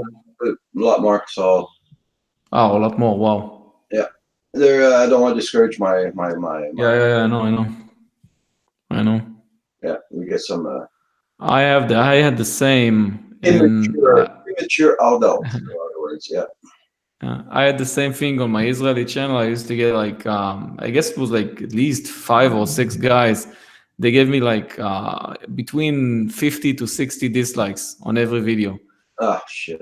And I was like, I just came on the next video I made and I started saying, hey, you know what, guys? Even if you click on the dislike, it helps the channel, it's engagement. So thank you very much. Yeah. And I kept on saying that on every video. And then they just vanished. Yeah. It does help out the channel. Yeah, it is. One of the most famous videos we have in Israel right now, with quadcopters, has, I think, like 98% dislikes. Oh. I'm talking about hundreds of thousands of dislikes. Oh my God. And it basically shows a quadcopter almost going into a plane taking off. So, and YouTube basically made that video viral. So then I saw this and I was like, this is bullshit. If that guy is still on YouTube, yeah, dislikes is bullshit. And I was like so happy. I was like, nobody can really hurt your video because then any company can just hurt its competitor by pressing on the dislike button. It shouldn't be that easy. YouTube is actually saying on their help support page that the dislike is basically for you, it's like for you to know. Hello, welcome back, John. Hi, Hey, John, how are you doing? Hello. Nice to see you. Haven't seen you for a while. Yes. How are you? You have this phone number behind you. I'm always tempted to call and see what happens. From your area, it would cost you an awful lot of money to call me. I actually have free phone calls to the US, so you'd be surprised. Nice. I don't think Canada is included though. I'm not sure. When I go all over I go all over the place. So when I'm out of the country, I use my Magic Jack. I have a Magic Jack, and as long as I have internet service, It's free no matter where I am Wow. or where I call. You should give this to Roger, man.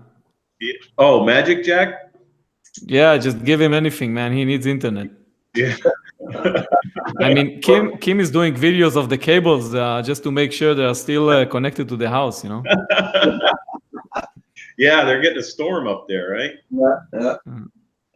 Yeah, St. Troy. Every point counts. That's for sure. He was flying the whoop outside and banging into the, I think it was an electric cable. I don't know. People, yeah. Like, are you fucking crazy? What the fuck are you doing?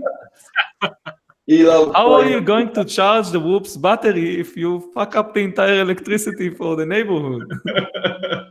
He likes fooling around with the wiring.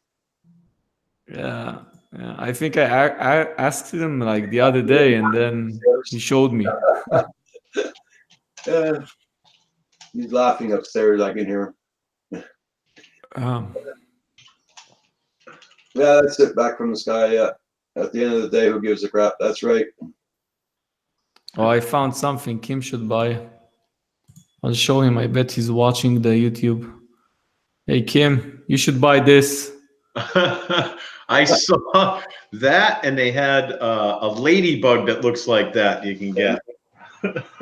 It costs the same as a whoop, Kim, so it's in your budget, you know? You can still afford it. You also get the remote. Realistic animal toy. Yeah.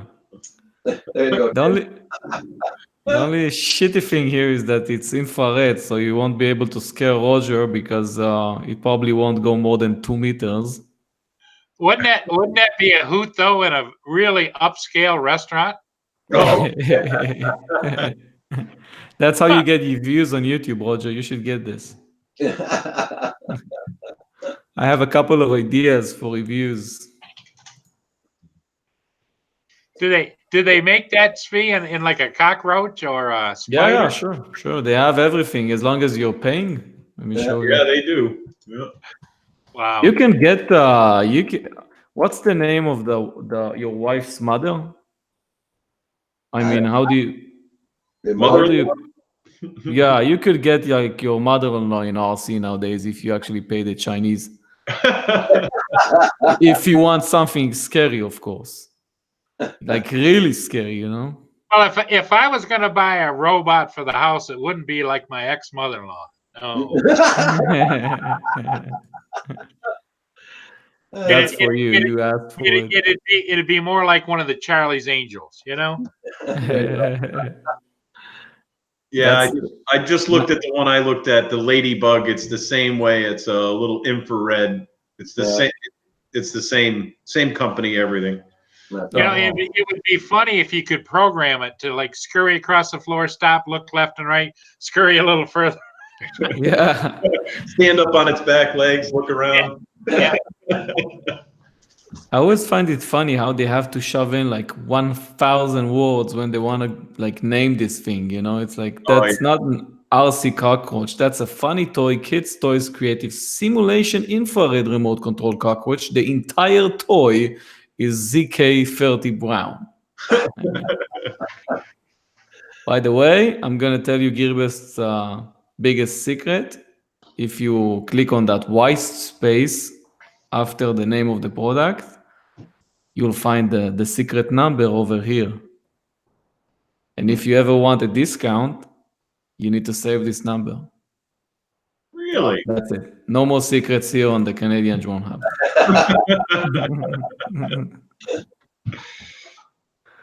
FP, Kim says, yeah. There you go. I lost my chat again. There we go. Hello, Kim. Kim joined us? Oh, no, he didn't. I thought he joined us on the video. No, he's just chatting. What happened to the entire video thing Kim did? I thought he had like his own studio upstairs or something. He's got his computer room upstairs with and a living room and then the bedrooms. Yeah. Like Kim he just said hi. The bathroom upstairs, he would have his own apartment. In other words, you know what I mean? Yeah. I'm seeing top chat, and I have like the only thing I'm seeing on the chat is Kim, like for 10 messages. Yeah. Yeah, that's what I saw.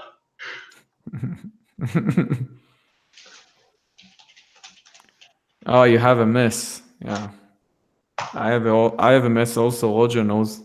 Yeah. I got this huge freaking box, and it's a freaking light bulb. It's a freaking huge light bulb. It's waste of space. That's funny. This guy. Big box for a little white light bulb. Yeah. Remote pilot preparing his Mavic 2 Air, his Mavic Air for a flight tomorrow. I wonder if I can get this one to stuck in the tree hanging over the lake. Lots of people are using their Phantoms. Just they hook a hook on it, and they Yeah. go to the other drones like that out of the trees. You know. Yep. But I think it's better to use like a Phantom 3 without the bottom sensor. Or can you disable the bottom sensor on a Mavic? I don't know. I think you can disable all the sensors. Mm. I'll have to look at that next time I fly. We I don't did know try about- to connect, like this one time we did try to connect on a Mavic, and it had this bottom sensor enabled, and it was really messy. Not good, yeah. Kept on going up because it thought that like there's something beneath it. Okay. I've seen some guys when we were out on Roatan Island. There was a guy out there flying his thing right next to the airport, and he was trying to land back where he was in between a walkway, and he couldn't bring it back down. And the battery's getting ready to die, and it's going left and right. I was hoping he was going to lose it in the ocean, but he literally was next to the runway, and I'm like, you really shouldn't. He says, "Oh, I work for the I forget what he said. He was from Great Britain or something, he said, but he worked for the airport department. He says, I can do this. It's legal." I'm like, you're lucky you're not in the States because it's not legal. Yeah. Wow. But Nice. Yeah, we have on the chat Jerry that says that all sensors can be disabled. So that's good to know. I guess I saw uneducated people trying to do things. I didn't know I could disable them on my Spark. But that's good to know. Spark is stuck in the tree. Remote pilot. Really? Yeah. Shit. I found out why I kept feeding my son for 15 years. Wow. yeah, he got it back out, he said this morning, right? He went over there with a boat or something. No, I'm preparing my Mavic Air to fly tomorrow. I wonder if I can get this one stuck in the tree over the lake. Oh, okay. Yeah, I think he got it out. Yeah, I thought he said he got it out last night because his son, I don't know how, I didn't see it in the chat. Maybe he'll type it in there. Okay, he got it. Yeah, he's got it.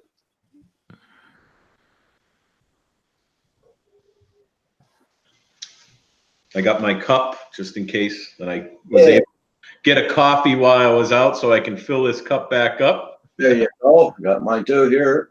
Everybody, pick up the cups on Teespring. Yeah. I just got one of the grumpy blogger ones in the mail. Okay. I haven't opened the box yet. I haven't seen him around lately. I know there's a little turmoil there, but it's a shame everybody just can't get along. We can all disagree, but we should still be able to.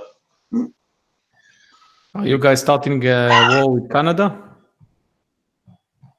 Yeah, I saw my son waded out and shook the tree and caught it. I have the video coming out on my channel. Oh, good. He videoed it. Perfect. That's good. We'll get to see that. Fly away on Thursday. What was it that flew away there, Drone Effects Globe? What mark was it?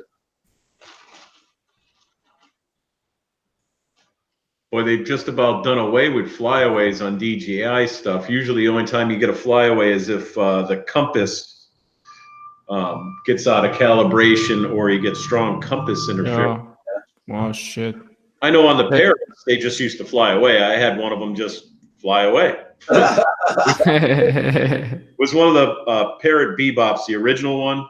Yeah. I paid stupid money for the thing too. Wow. Played it one time in one of the big fields in Hadley. If you look on my site, you'll see the fields that I fly. in up there, and there are miles of fields, and they grow soybean. And I was next in my friend's yard, and he has a 12 foot high hedge that goes about, it's almost a half a mile, believe it or not. And on the other side of that, there's acres and acres and acres of soybean. So I'm taking it off and I'm flying it real close, and all of a sudden the thing disconnects from the controller and disappears over that head. Like, oh, I'll be able to find it. Shit, man. Never found it. Yeah, it says Typhoon H that flew away. Oh, That's the life and death of every quadcopter. yep. How are you doing, Claude? It's good seeing you. They did send me a new one, which I was surprised. They sent me a new one, and now I just have that as a little display. So, did you have to send them like the logs or anything, or did they just send you a new one? they just sent it to me. They were having issues. That was really early off in the Parrot Bebop thing. Wow. They had a lot of them fly away. It was either bad hardware or software on the Bebop itself. It just fly away, disconnect and fly away. And sometimes The trials and tribulations of a new company and new copters is epic because it happens over and over again. It doesn't make a difference the name brand. Yeah, That's true. but DJI stuff really, especially in like the Spark right up through the Mavic series, they've done away. You don't hear too much of flyaways. You hear them dropping out of the sky, but Yeah. Yeah, You need to come over to my place, man. You want to see some flyaways? I'll show you some flyaways. I would say for the most part, all the different DJI drones I've flown from all the way up to the Inspire 2s, the worst that has happened is glitchy downlink on the video, never the control link. Yeah, might have to agree. I've been flying my Mavic stuff a lot, and I get my Mavic Air, with the Wi-Fi. I don't have a problem controlling it, but the video stream sometimes is an issue. And I'm talking, I'll be out in the middle of nowhere where I know there's no signal interference, at least there shouldn't be. And I sometimes on that Air, or at least that was back a few firmwares ago, I would lose video or have lines in it or something going on. But I haven't had that recently when I flew it. Johnny Fixer Claude says 5 out of 6 props broke and the camera, but it's all fixed up now. You can still fly with one prop, You don't need these 5. You only need one. You mean on each arm? You're not talking about. You put it in the center of the quadcopter. You have to put it in the center of the quadcopter, and that's it. You fly with that one. That's the emergency one. It kicks in when all the other ones fall off. That probably wouldn't be a bad idea to have, because they're designing all of these parachutes and all that kind of stuff. If you just had a battery operated, maybe a 7-inch prop on the top that just stays there and doesn't move until it kicks in, You could get one of those ones like on the on some of the planes they have that fold, and then when it spins, boom, you're good to go.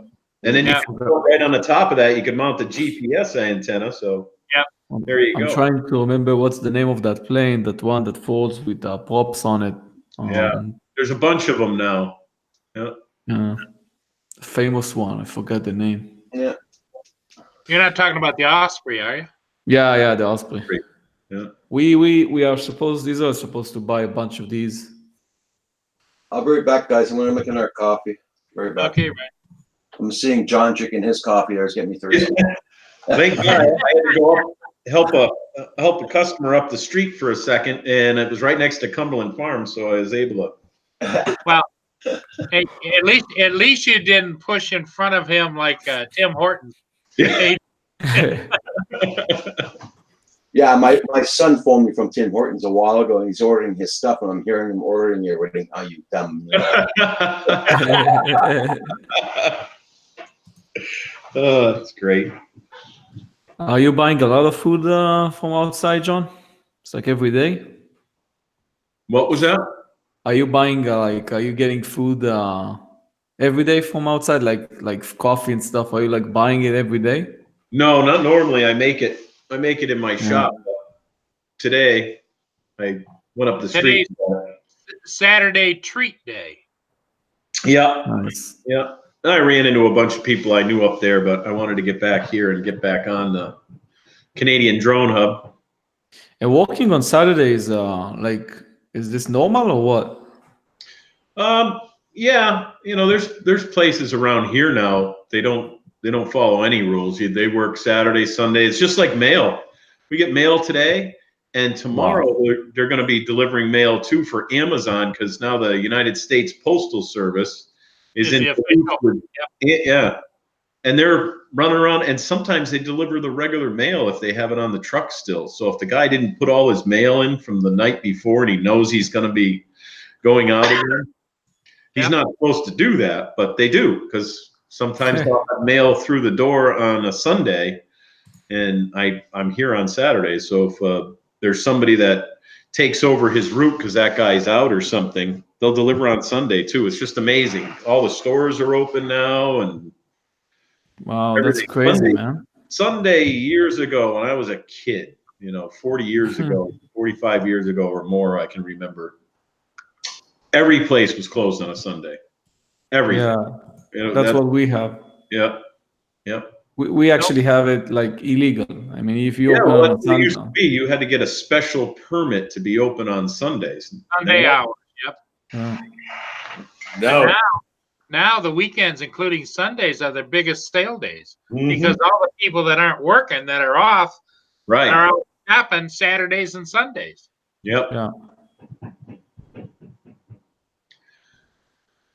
So I don't know. I'm waiting because I haven't eaten bread for like 7 freaking days, and I have like 2 hours until we can eat bread. So I haven't eaten any bread for almost 2 years. Holy shit! No pasta, no bread, no fruit, nothing.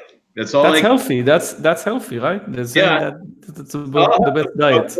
One of these days I'll find a good picture of me and I'll put it up, and you won't recognize me, because literally 2 years ago, I'm almost double the weight that I am now. I got hypnotized and lost, it's like 140 or 150 pounds. I actually don't know how much I weigh either, because I'm not supposed to know how much I weigh. So when I go to the doctors, they know I'm on this special diet, and they don't tell me how much I weigh. And every Tuesday, my wife weighs me and says if I went down a pound or up a pound, and it's always been down. So wow, I went from a 48-inch waist to a 36-inch waist. Wow. Dang. Okay. So you should teach us all your secrets, man. That's all it is no sugars, no starches. I eat meat, and you can eat as much meat as you want. So if you want to eat 5 steaks, you can eat 5 steaks, as long as you don't have any carbs with it. And you can eat vegetables, but you have to eat more meat than vegetables. Any kind of vegetables, but no peas or beans. Nothing beans, nothing made with flour. So no breads. So basically I eat meat, fish, chicken, or any kind of seafood. Just about any type of vegetable, except for beans. And beans, I don't think are a vegetable. There's something else, I forget. But no beans. You can have green beans, but not, regular beans. No fruit, no juices, and no sugars. And believe me, the weight does come off. But I got hit. I like the fact that you can eat as much meat as you want, but it seems like without all the sugar, it's gonna be a very sad life, man. No, actually, that's what the hypnotizing supposedly does. It limits your cravings.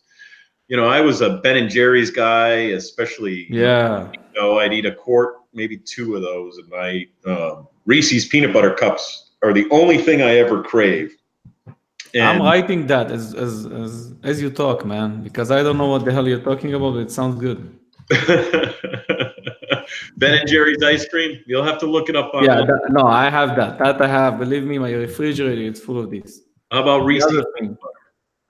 Reese's peanut butter cups. You don't know what those are? I found it just now. Those are delicious if you like peanut butter and chocolate. Let me see where I can get it in Israel. If you like peanut butter and you like chocolate, I mean, they make different kinds now too. They make a dark chocolate peanut butter cup. They make a white chocolate peanut butter cup. They make a crunchy peanut butter inside the cups. So they make them in all different shapes. Those were the old, there you go. That's the old Mallow cup. Those are two. Yep. Those are totally different from a Reese's peanut butter cup, though. But they're styled the same. Yeah, the style's the same, but And the inside would normally be a peanut butter candy, but in this, it's like a fluffy marshmallow inside. It's gonna cost me like $60 to taste these Reese's peanut butter cups. oh, geez, yeah, no. I'll skip it. You got to wait until you go somewhere and you can find them somewhere. Yeah. Yeah, I have when two you- trips when you coming go- up, so When you go and visit Roger, you just go and you can get Reese's peanut butter cups. Anywhere. I told my father because he was planning to do like a cross USA trip, like from one side to the other, and then I told him, I've been hanging out with some Canadian guys, and you can do the same in Canada. Yep. He was like, why the fuck should I do that? It's like, so I didn't know what to tell him because. Keep forgetting to look in the chat. Hello, everybody in the chat. Yep. John puts in the chat. Johnson Ibats, welcome.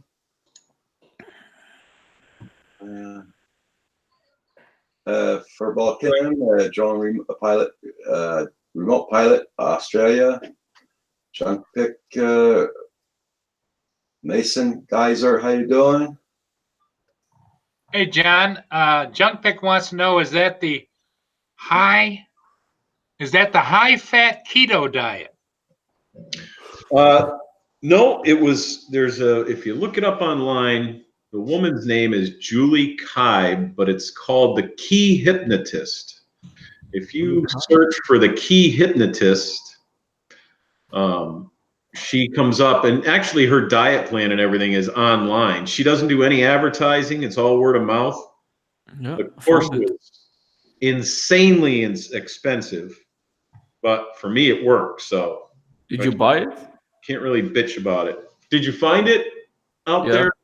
You did. The Key Hypnotist shows Julie Kaib, her name is, and She's not charging for that. That's just free, right? the internet's free, but Yeah. to get hypnotized and everything. Yeah. Yep. Wow. So you basically don't want any sugar after this hypnosis, Yeah. There's no sugar, no starches. but you don't want any. No. No, If not. I put something in front of you, like a Ben and Jerry's, you don't No, eat it. they bought me for my birthday a 1 pound Reese's peanut butter cup. It's 2 half-pound cups.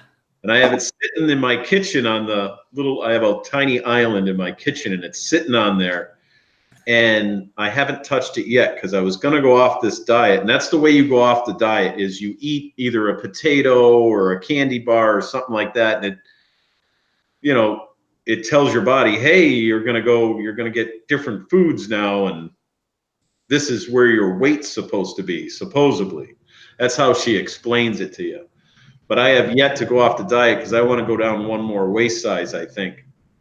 And I'm so used to eating this way, I have no problem in restaurants. Like I'll go into a restaurant, you order a hamburger. I can have cheese now since I'm so far into the diet plan. So I can get a bacon cheeseburger without the bun. Wow. And you're good to go. Just can't have the fries. So I usually get a little side salad or something with it. And it does sound easier than veganism and all of the other cuts. It's way easier. Yeah. And I have a friend of mine, John. What he does is he goes to Subway, but on his way to Subway, he gets a little one of them Ziploc bags, and he gets one of those great big leaves of lettuce. He takes that and he orders the sub and says, "You put it in here and wrap it up." Yep. And he can eat it like a sub. Yeah. There's I don't know if you guys know what a Five Guys is. It's a hamburger joint, and they make these delicious hamburgers, and well, now on their menu you can get it wrapped in lettuce. Yeah, So, and you could actually eat it like it was a bun if they wrap it right. But exactly. yeah, it's pretty. From Big Sis, it sounds like a keto diet. It is something like that. Yeah, there's a lot of them. It's like the Atkins diet, stuff like that. Because if you read any of those Atkins diet books, that's pretty much a starch and sugar-free diet also. Yeah. The only thing this helps you with is the cravings, the hypnotizing, you know, and she can tell if it's working or not, and if you're a good client, you know, that it's going to work with. And she had 98% of the class was okay with the class being, you know, and it's not really a hypnotizing like you'd see in, you know, a comedy show or something where they're going to make you do something. It's just implanting into your mind to think differently about the foods that you would be eating, basically. So, And also to add to that, John, back in the 1980s, I went to a professional hypnotist for weight loss. yeah. In the middle of the session, all of a sudden he put me under, but I felt like I was falling into the depths of hell. And I got sick and threw up in his office. And he was so startled. He said to me, he says, I've only run into this one other time. Do not ever get hypnotized. Yeah. Oh shit! Really? Yeah, they tell you that. Yeah, and she does too. Oh yeah, there you go. That's all her stuff. Yep. How was hell though? Did you find it like interesting or what? No, it was not interesting. It was like falling down a dark hole with flames underneath you. Shit. So that was like really visual. I mean, you really visual. Oh yeah, I could see it all, and it's just like Because for me, it's like very different. You know, if I was like imagining hell, I would imagine like people I know. You know. my body rejected it, and I sat up. All of a sudden, I came out. He didn't bring me out. I came out of it, and threw up, projectile all over. You know. Yep, and that happens. Yep. And he quickly cleaned me up, ushered me out, and says, "Bye, don't come back." Yeah. Did you pay? Did you pay for that experience, Paul? Yeah. Oh, he just brought up the phone.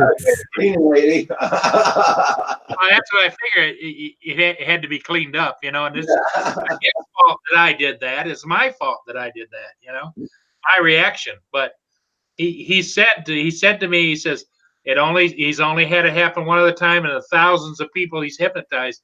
He says, but what I do know, talking to everybody, is don't ever do that again, because it could be even almost your body's a machine. And if you short circuit it severely enough, you'll short circuit your brain, your heart, your lungs, everything. Yeah, very dangerous, huh? I see he's got the Five Guys menu pictures of the burgers up there. Yeah, I always want to understand what you guys are eating, because I have nothing. Like if I want to go somewhere, I can walk like 30 minutes, and the first thing I'm going to eat are like bullets, because there's nothing I can buy. Terrible. And I'm like, you know, this is amazing. If I had access to this shit, I would spend so much money on it. Maybe Svi, you ought to contact this company and say, hey, I'd like to open up a franchise over here. What do I got to do? And they're liable to front you the money to do it. Yeah, I'll open a business here, you know. Just let me review your burgers. I don't see any of them wrapped in lettuce like they do for me. Let me see. Well, I think there was a veggie sandwich There there. it is. Yeah, that's how they do it. These days in Google, you can find anything, man. Oh yeah. Yeah. The other day, Val was speaking about a specific book, and I was like, 1 minute after, yeah, here it is. Take it. Yeah. It looks good. Done in about 5 minutes, guys. Okay, Roger. I gotta go to Staples and all that there and get some stuff. Roger, I'm going to say goodbye.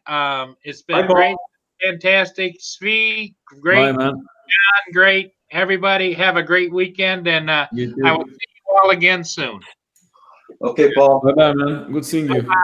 Be safe if you go flying today. He's out. Roger, you gonna look at those tablets while you're there? Yeah, that's why I'm going there. I'm gonna look at the tablets there, and You have the controller for that Spark, right? oh, it's not for the Spark, the tablet. It's for the Phantom. Oh, because you'll be able to use it with the Spark too. Yeah, I know. With my Spark, I got a phone. I got Yeah. my phone that goes on it. Yeah. So phone I don't use at all. It's just for the Spark. Oh, perfect. Yeah. So, but it's for because the tablet we got here, it's burning out. The batteries are getting fried on it. Yeah, that's no good. It's about 2 years we got it, so Yeah. we paid $100 at Walmart for Yeah. it. You So can't complain about that, really. that's it. Yeah. So now we're gonna go get a new one there, and that's the only thing it's gonna be used for is for the Phantom and the. That'll be good. Yeah. So I don't care about paying an extra $200. I mean, as long as it's a freaking good one, if it's $300, as long as it's good. Yeah. Yeah. And I will get a guarantee with it. Make sure. Try to get the one with the fastest processor in it. It does make a difference. Yeah, Yeah, definitely, man. I gotta check up for the screen too. It's hard to decide which one because when the sun is out and all that to make sure you be able to see the screen. Yeah, you got to make sure it's at least over 650 nits to be able to see it out in the sun, and then you might have a hard time too. You might have to get a shade to go around it, but those. Gotta check that out. Also check reviews, Roger. If you're buying anything, just check even in the shop. Just check the model name and then search reviews on YouTube on your phone. Yeah. And you gotta watch like 5 of them because remember, most of us are fake. Yeah. Checking it out, that's for sure. Talking from experience. Reviews and all that there. Yeah, reviews are tough to go by nowadays. You have to watch at least 5. Yeah, if there's only 3 or 4 of them on the product and the product's been out a lot, it's like, let me see. Before I bought my computer, I did a lot of research and I checked on the reviews for this one here, and I had 100% reviews on it. I had about 30 reviews that was done on it, and I was very happy with the reviews. So that's why I'm checking reviews for everything nowadays. I'm checking reviews for my freaking toilet paper these days. You never know. Okay, everybody in the chat. I'm going to start saying goodbye to everybody. Don't forget tomorrow, Phantom Flight 101 with Novice Squads tomorrow night, 5 p.m. Those guys. Check out their channel, guys. And it's very informative. So check out those guys tomorrow night, 5 p.m. with Novice Squads and Phantom Flight 101. And also tonight, check out 5 p.m. RC Crazy's on. And after at 7 o'clock, it's Centroid Aerial Reviews. He's on tonight. So check out his channel also, guys. Okay, so everybody have a good day. Well, thank you, Greek Savannah. Tomorrow, Greek Savannah, if you're on early in the morning, if you want to come on, no problem. Get you on the panel. And Roland too, if you want to come on the panel tomorrow morning, there's no problem. Yeah, Mason, you have a great day too. Yeah, you're welcome to Phantom Flight 101. So everybody, you take care. Have a good one. Guys. Have a good weekend, everybody. Yeah, you guys all have a good weekend.